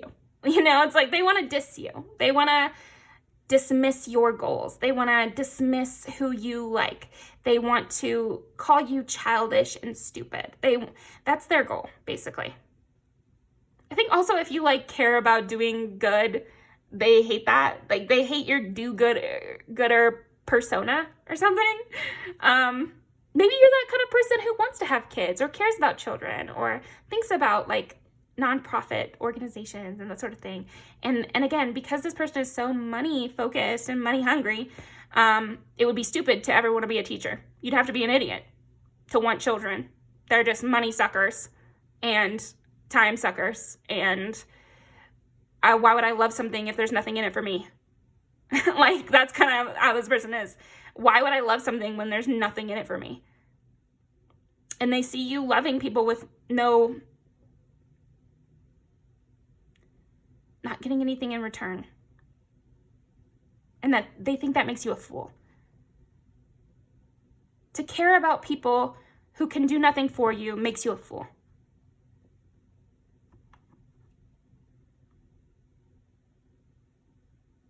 This is reminding me of my other video, Who's Watching You?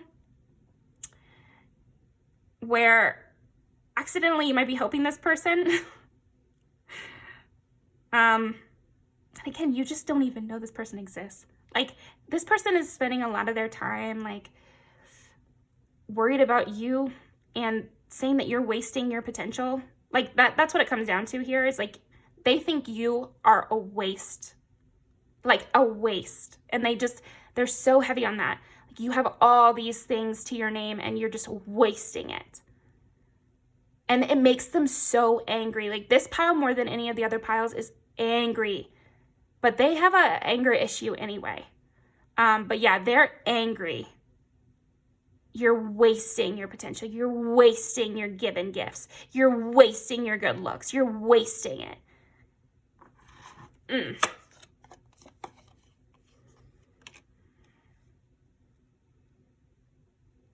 If this is possible, I do think this would be the pile where somebody would do a tarot reading about you, or like ask God what you're up to or something, like that sort of thing. I never think you should worry about that sort of thing, though, because the thing is when somebody mean and hateful goes to extreme lengths to try to figure out information about you, they're just gonna seem crazier.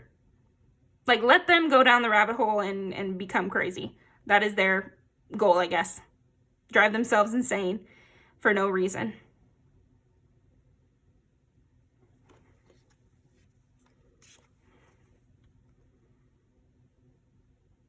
They're really caught up on your hair. So that's interesting. Also, like, your apartment or your house. The clothes you are wearing or something. Like, you're not dressing the way that they would dress you. I'm not your baby doll. You can't just dress me up. Like, I the people in your life, they're not paper dolls for you to play with. They think you'll never succeed, and then every time you do succeed, they're mad about it. But it's like, wouldn't you want me to be succeeding? Isn't the whole problem with me that I'm not being high achieving enough? Like, that's what I feel like your spirit and your higher self, they know about this person, even if you don't physically know about this person. And they are annoyed because I feel like this is like more spiritual, this pile here. It's like your spirit team is annoyed with this person because, like, they are wasting so much of their own precious time and energy and life force on worrying about you and you wasting your energy. And it's like they're so worried about you wasting your energy that they are actually wasting so much energy on you. That's fine. They're helping you. Even if you never know that this person is stalking you and watching you and pissed off about you, all that energy gets fed into your channels, and maybe it'll help you succeed faster. I don't think that, success is your end-all be-all. But yeah, hey, you might end up getting more successful just because this person is hating on you. A hater view is still a view, right? And that's the same for real life, too. It's like, I've had situations where...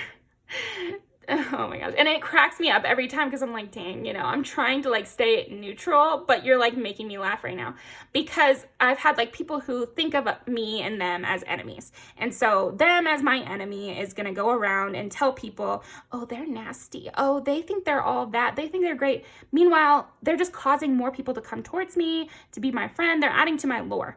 And that's what's happening with you. Pile 3 is like, this person's just adding to your lore. They're making you seem real freaking interesting. I gotta say, I think an unintended consequence of this person constantly prying into you is that they're making you seem very interesting to the people around them, to random people, to the universe also. Like, they're just bringing up your energy so much that it's making you more powerful in real life and in the spiritual. And we get the devil again.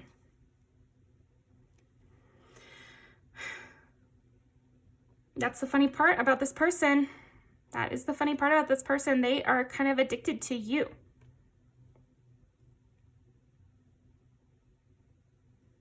They think you could do it so much better, but actually they're eating up what you're putting out.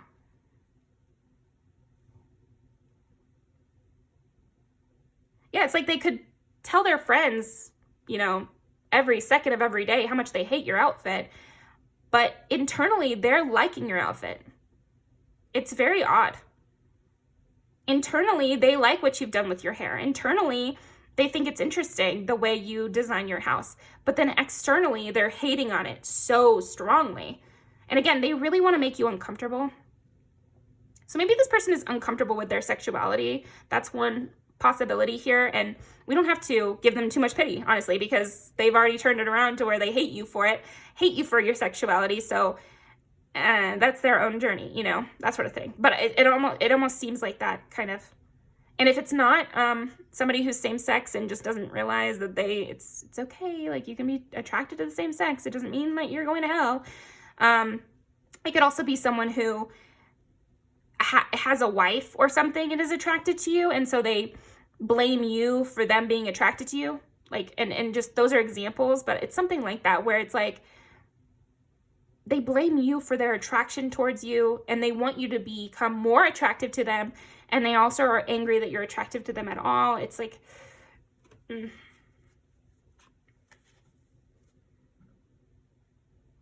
And again, they do think you're way too indulgent.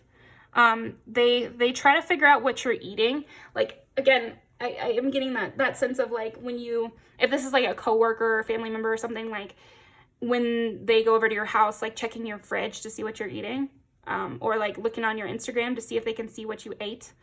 They could be like really diet central, like diet on the brain all the time.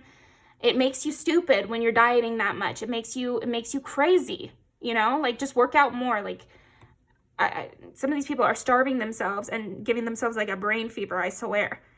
So that's just for some of you. Cause like I said, I feel like this person's behavior is going to be determined by their gender a bit, because this person is so caught up in norms that they would be caught up in the norms, if you know what I mean. And also, if you're like a plus size person, this person could be mad that they're attracted to you, you know? So that's just for someone.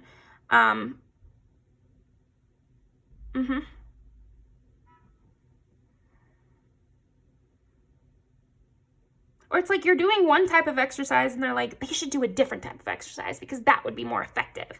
And it's like, oh my gosh, maybe I just like this. Maybe not everything is about weight loss. Or not everything is about perfecting my body or making the most money I possibly can. Maybe I just like this. Maybe I'm enjoying myself. Maybe it's my artistic process. No space for that at all.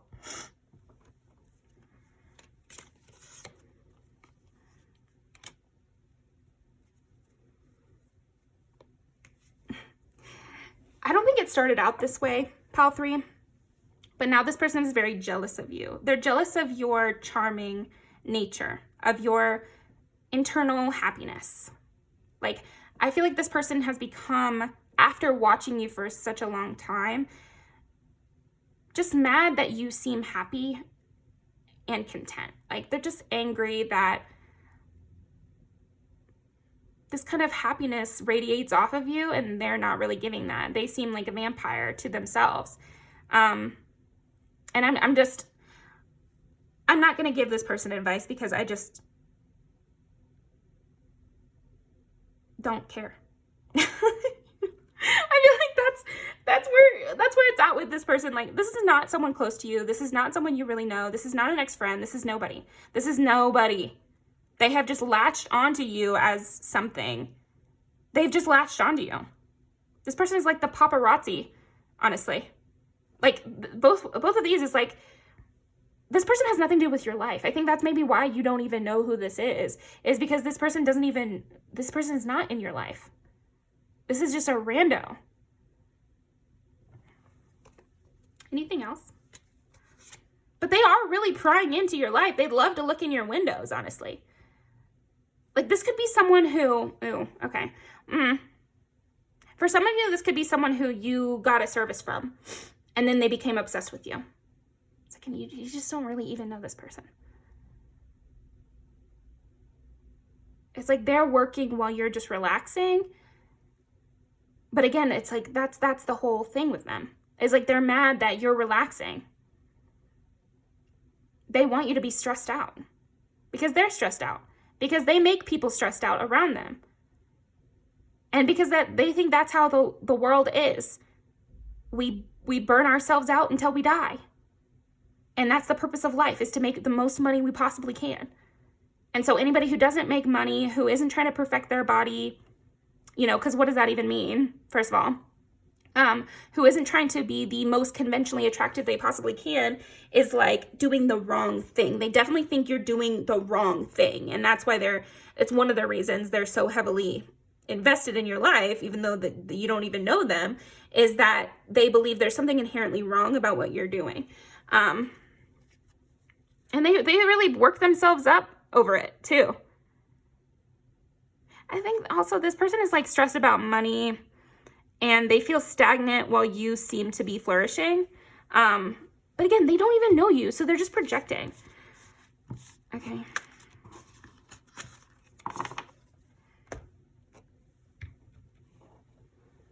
Who's this person that's prying into pile number 3? And why? What are they prying into? Yeah, you're light. They don't want to admit that they admire you. And they want you for themselves. That's another thing. Because like we did get that a lot here in this reading. It's like they want to be able to swallow you up. Oh, you know what this is reminding me of in that new Marvel TV show where it's Agatha all along. Agatha's power is that she takes other people's powers.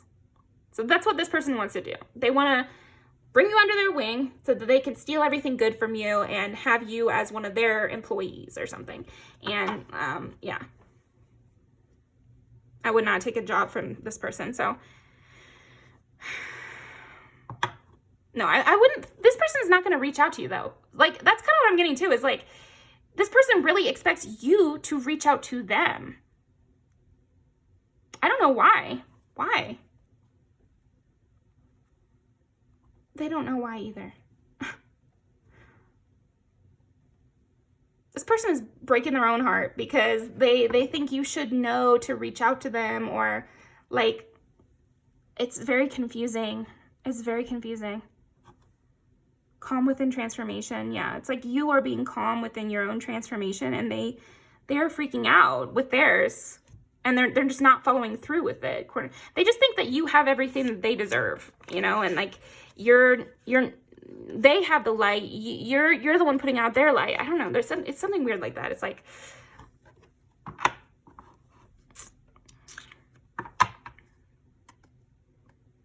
I said, you might have known this person for like one time, like you got a service from them, or yeah. But just so you know, everything will be okay. And I feel like your sense of calm and knowledge that everything will be okay is why they're prying into you so much. What makes you so sure that everything's going to be okay? What do you know that I don't know? Yeah. So that is all I have for you. Pile number 3.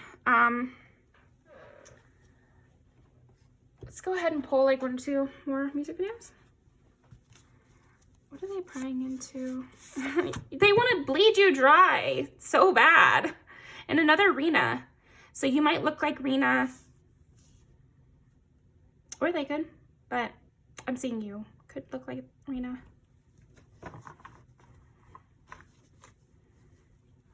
Like a difference of priorities is definitely heavy in this.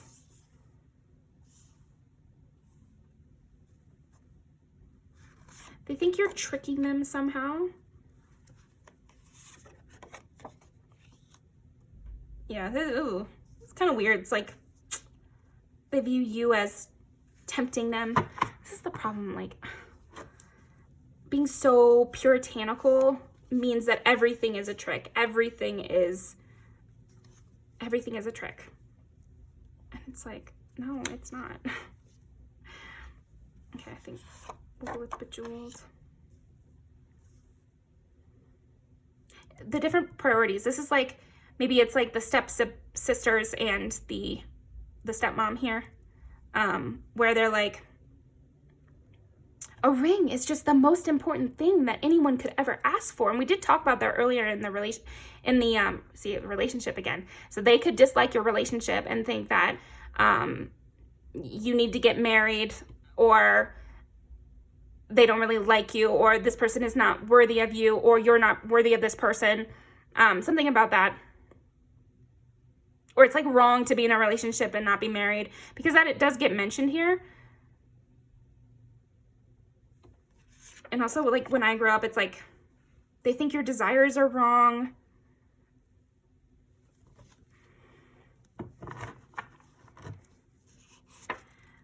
They also think like you would, if you did, okay, so this person's also projecting a lot onto you, because they think if you did know them, that you would have a problem with them.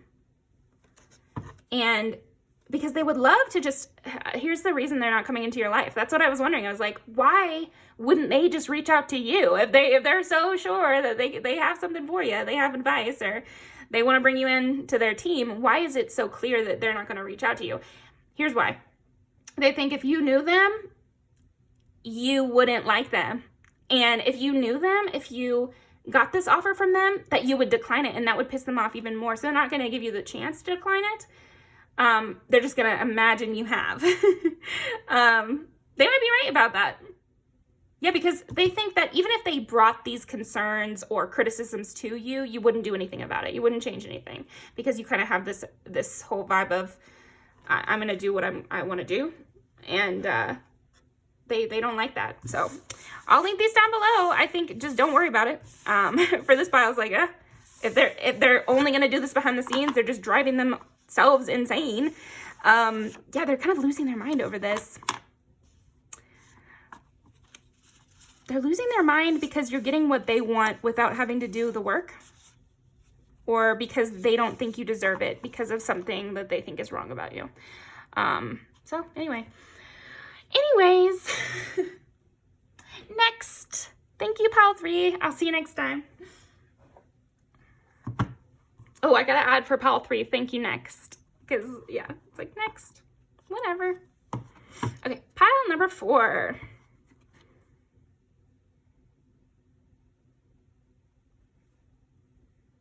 Pile number 4. You get the sexy message. Pile number 4. You have someone hot and in power that's prying into you because they want to know more about you, because they like you. The Emperor and the Hangman? This person's prying because they can't kind of make a move yet.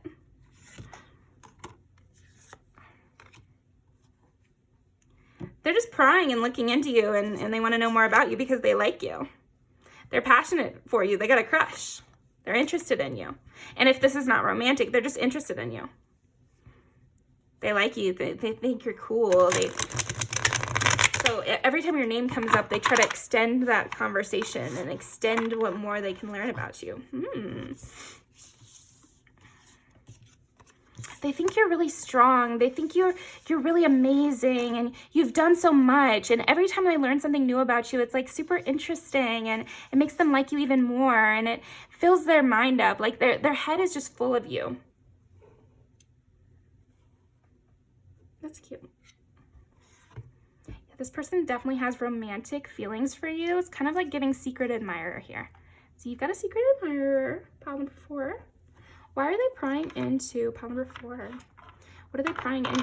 Ooh, 7. Libra. How can I best flirt with pile number 4? Oh, I just got like, they want to know what books you've read to see what kind of like flirting style or what interests you. They want to know like what kind of book boyfriend or like book girlfriend you like best. Maybe you're kind of a reader. But if it's not books, maybe it's like movies. They want to know your favorite movies and like ascribe meaning to what that means your type is. They want to know your type bad. Like that's a big part of what they're prying about, is like they really want to know your type so they can become it, you know, or they can like, yeah, so they can become it basically. What else are they prying into? 2 is Taurus.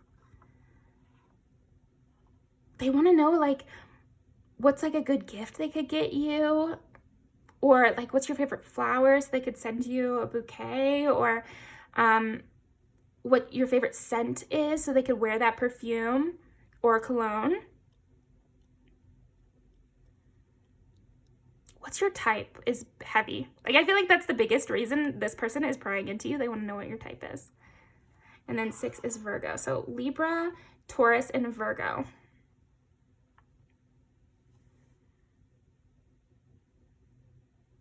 And if this is like a friend or like somebody who wants to work with you or something like that, they want to know what would be your best case scenario, basically. They want to know, what do you like to do every day?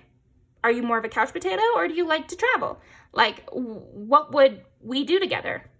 I think they want their fantasies to become more realistic. So they try to pry more. This person could listen to you talk all day long. So this must be someone you have spoken to, but it's a secret. Like I said, this person is good at being sneaky because they are the magician and the hangman. Like, they have that ability to hide their feelings, for sure. I think you would know that they like you, like as a person, just in a general way. Like, this is not a person who's being mean to you and secretly they like you. No, I'm not getting that. I'm getting like, this could be someone you know in an offhand way, but they like you more than you know. Emperor.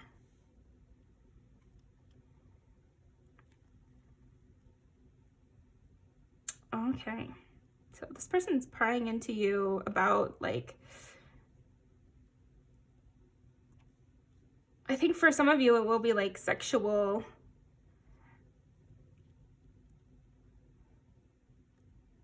like, I feel like my breath is catching, you know. It's like, this is like very romantic.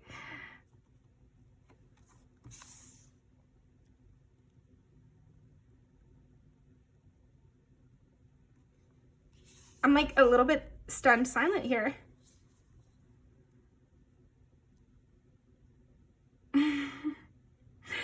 Ooh, this person really has to control themselves around you.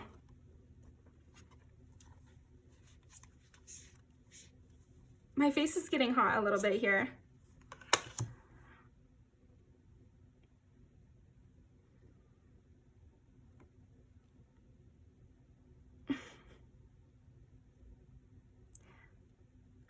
I think this person does want to know anything about you that they can. They want to know how you feel about them, how you see them. Do you like them? Do you like their outfit? Do you like my hair? Do you like me? What's your favorite food? Oh, I just happen to have that. Oh, I love that too. You like that movie? I like that too. Oh, you've always wanted to go to Japan? Me too.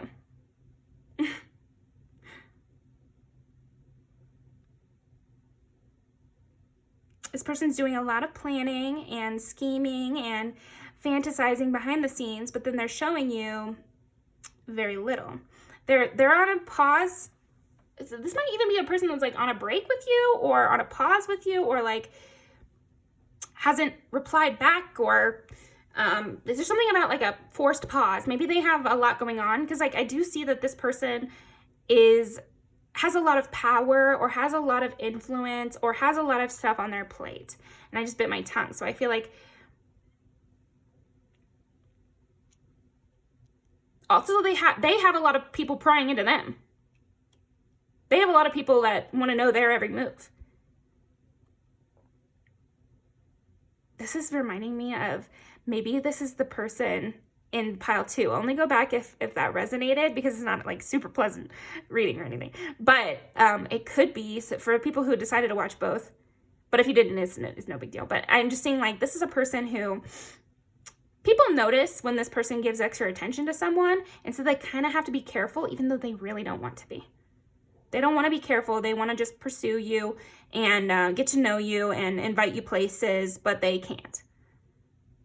But they're planning a way to do it. Like, I'm sensing that this person is on their way, but they are forced pause here, because they got a lot on their plate, you know. This is a busy time of year. Even this is a, you know, timeless reading, but it could be like there's a lot of stuff happening just right now in this person's life, like lots of birthdays or weddings or like events, or this is a busy time of year for their business or something like that, where they just have to hold back.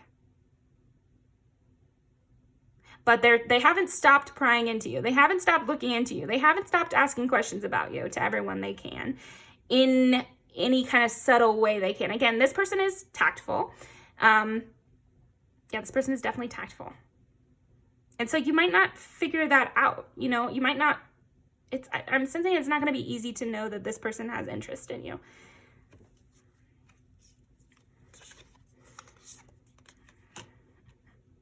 So we have all major arcana on the top. So the Emperor, the Magician, the World, Strength, and the Hangman. But then down here, which is more like their actions, we have Four of Swords in reverse, Page of Wands, Page of Pentacles, Two of Wands, the Hierophant. So this person might have made a plan with you that was like very light, just a light little plan. Nothing big, no big deal. But secretly it's a very big deal. And it took them a lot of planning, strength. They were really anticipating making this plan, and then they finally did it. The Hierophant and the Hangman. So this person might have like a consistent place in your life, but you don't know that they're prying so that they can they can change the dynamic between the two of you. Because I'm thinking, okay, so this person who is prying into you or looking into you,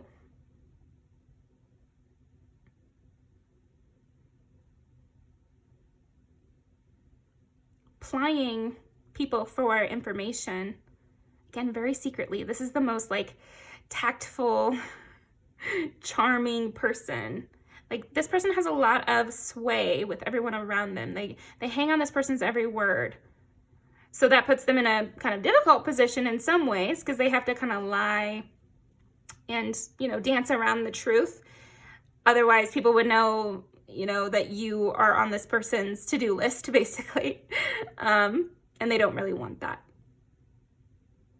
Not for any big reason, though. Because I'm seeing that this will come into fruition.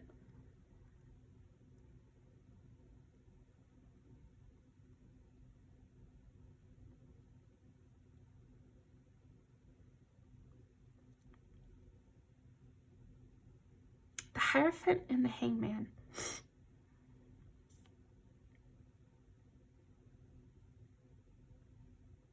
Whenever you're around this person, they have a lot on their mind secretly. And then they have to play this part of somebody who is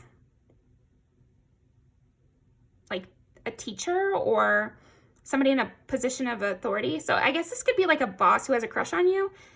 Or this could be like a TA of a class that you're in. So they have a professional role they're playing with you. But they have plans to be a little more unprofessional. Yeah, and so for a lot of you, this is going to be romantic. But if it's not, it's still this idea of it's a professional role and they want to make it more unprofessional or like a more casual. But they have to wait. There's something about them having to wait.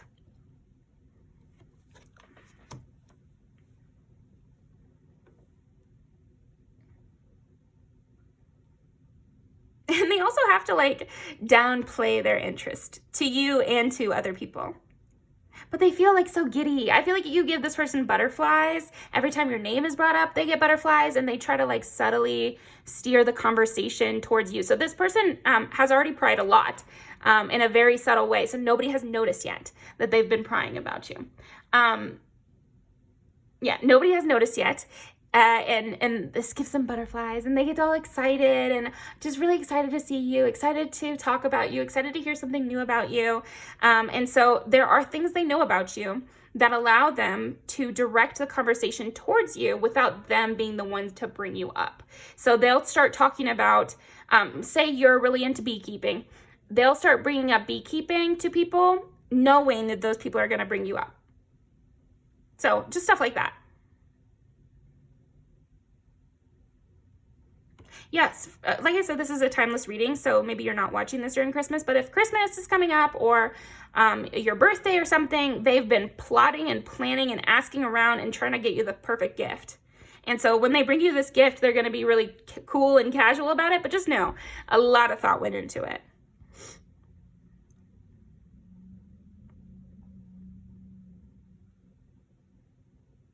This person is looking for any reason to spark up a conversation with you. I think that's a big reason they're prying. They're prying into your life so that when they come back around and talk to you, they have a lot of things that they know you'll want to talk about. So they might pretend that it's just luck that they're bringing up a topic you like, but they've done a lot of beforehand research to see what topics you might like.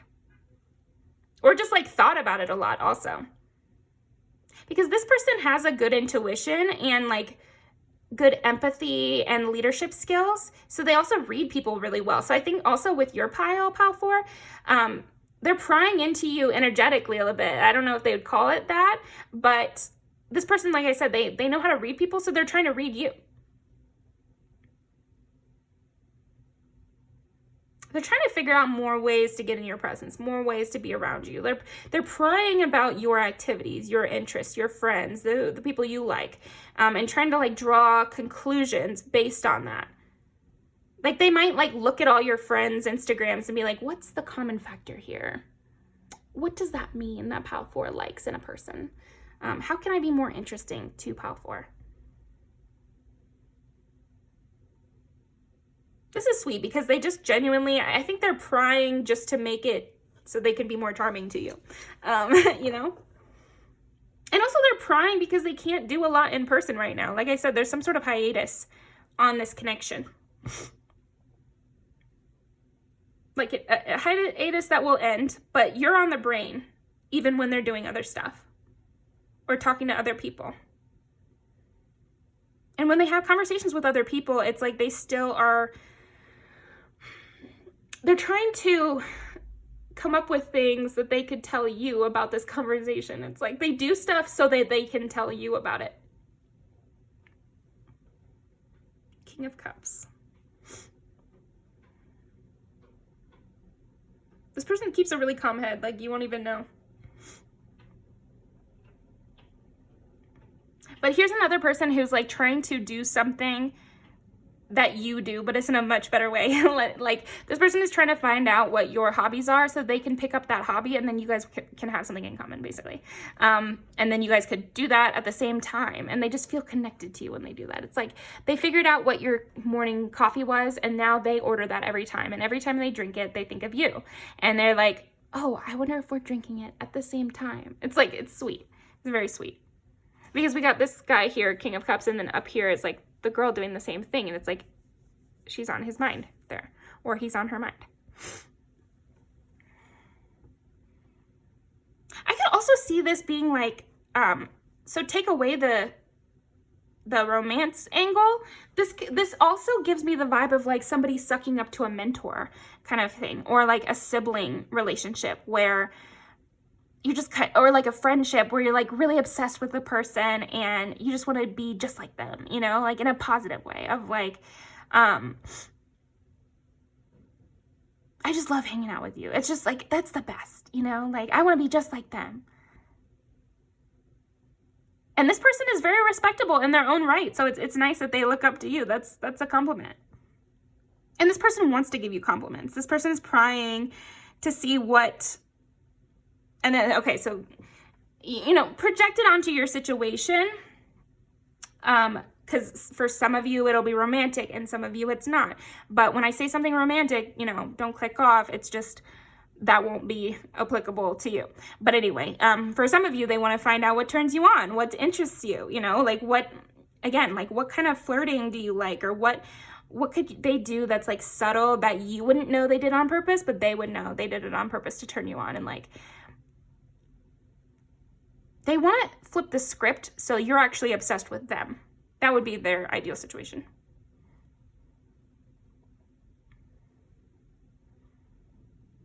I think this person is flirting with you already and you might not even like clock it.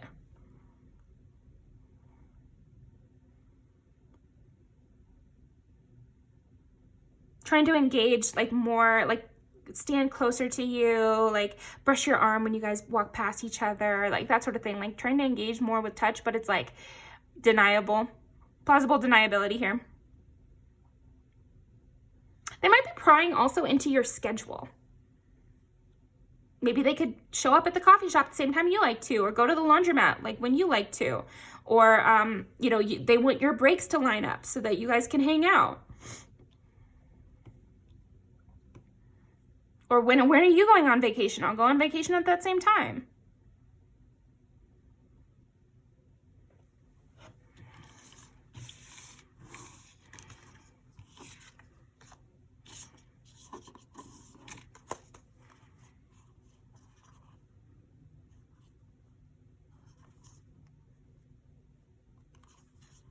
It's heavy on them wanting to pry into who you like. What do you like? What are your tells? What are your turn-ons? What are your interests? All the people you've dated before have brown hair. Catch them dyeing their hair brown.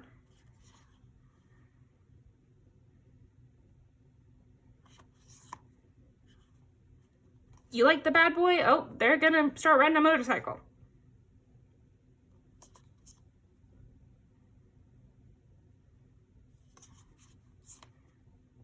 And I do feel like this person is stalking your social media, just because that's the easiest way.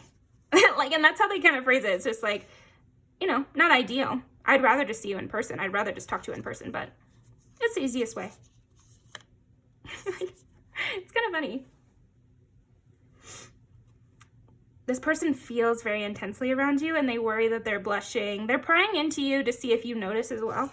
They want to know if you know that they like you. They think there's no possible way you could know, but they kind of worry about it, you know, and they get all, and so, yeah, they worry about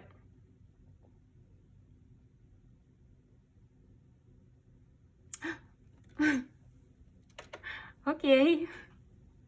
Yeah, they don't want you to know. Because they're not ready yet. They're so busy right now that it's not time.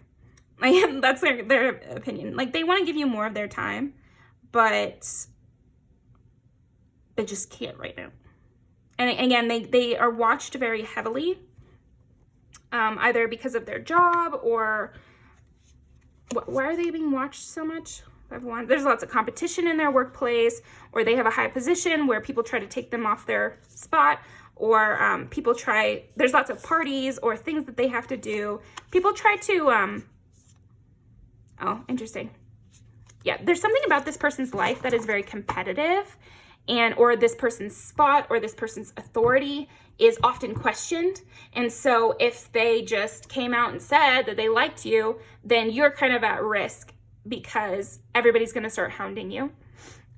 Actually, I have a bunch of movies just playing on silent on my TV, and Twilight just came on. So I'm sensing it's like that. It's like Edward doesn't want to tell people that he's interested in Bella because that puts a target on Bella's back. You know, like that's the kind of energy I'm getting with this person. Even if it's not so serious, obviously it's probably not as life and death as that. But they just know that they get a lot of attention. People really care who they show interest in. And so if they spill the beans too quickly before they're ready to tell you, then you're going to have to deal with all these other people questioning you before you guys have even gotten to know each other or something. And so they want to prevent that. And they're doing it very well. I don't sense that this person will make a mistake like that. So, but yeah, also they might, if this person let it slip, other people who are gunning for this person's position might use it as a way to undercut this person or to get them to have leverage over this person.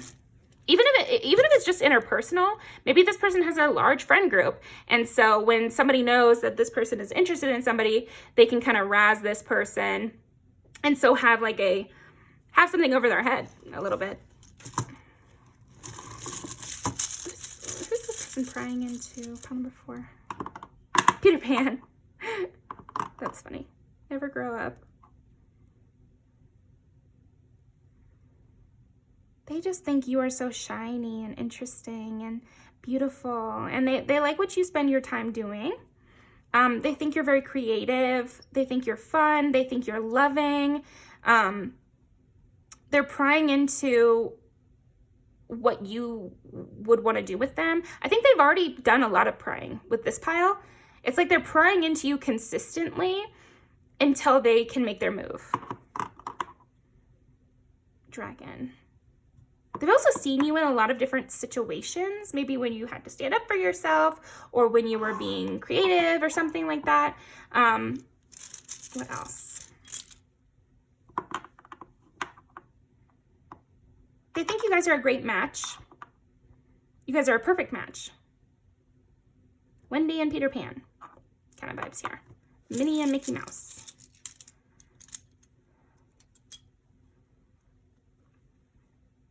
Also like Mushu and Mulan, like that kind of vibe here where it's like they really like you. They want to help you out. They want to be like doing stuff behind the scenes to make your life better because they just think you're so great. They might be working out more and stuff like that, and maybe they want to, or maybe you're in a workout class and they're going to join it, something like that. And then we get Mickey, and we get the horse here too. So this person might be normally very stern, but with you, they have a soft spot.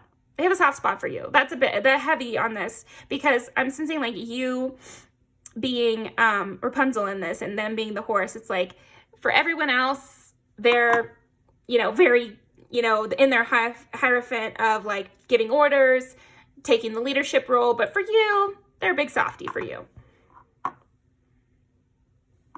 Minnie and Mickey Mouse. 2017. Maybe you met this person in 2017, or that was a key year for you or them. Or if it was for you, maybe they're prying into that. They want to know about your accomplishments. This person is definitely asking around about you, but because they're so well loved, it's like they get away with a lot more than other people. I feel like they get away with asking questions that probably no one else could get away with. And I think when people talk to this person, they get hard eyes. Like I said, this person is charming and they have a sense of authority. And so people kind of forget what even they talked about. Like, honestly, I think this person almost has like a power of persuasion, the power of persuasion here. And so when they're talking to people, they might ask about you, but they do it in such a way where when the two people leave the conversation, they don't remember that this person asked about you.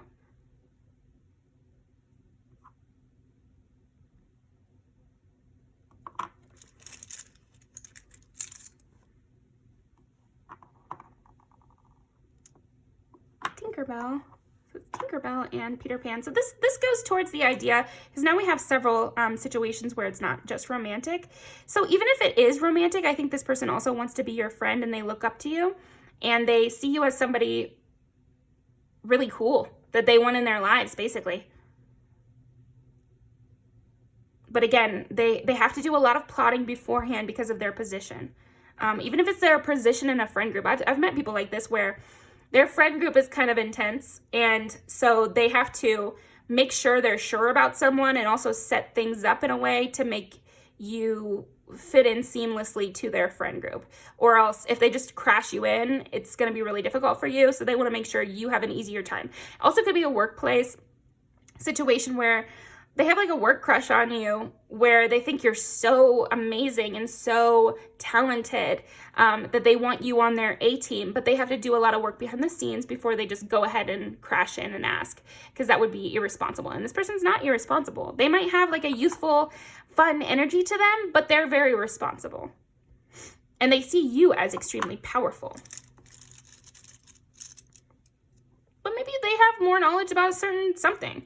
And so they could like spin your web for you. Or maybe they have like a good structure and you're kind of a lone wolf.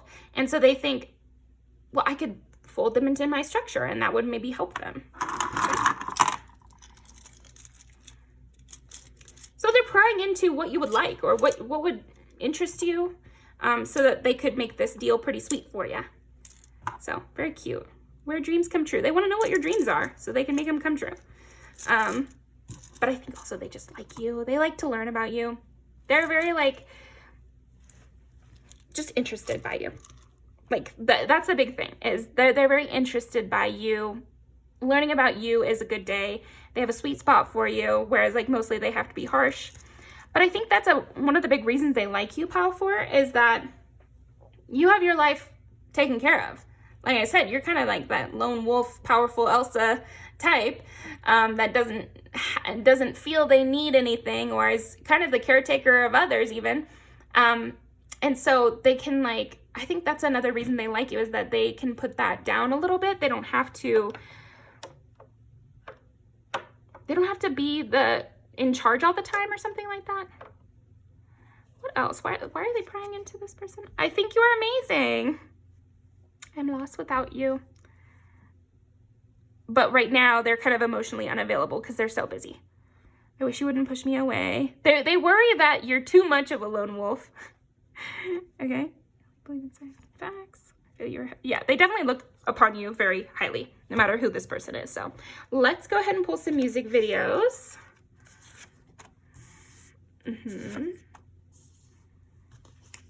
What else? Ooh.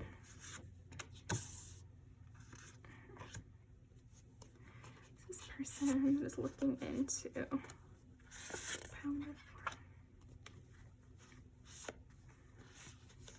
Yeah, you don't need more press though, and neither do they. Yeah, they've been thinking about you. Okay, but you're very busy. You're very busy too.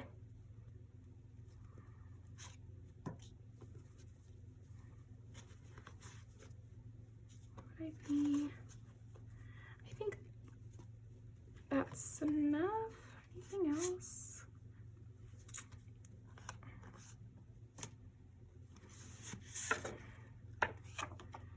They definitely can't leave you alone. That's the thing, is like, I feel like they're prying into you because even though they know they need to wait until they have more time,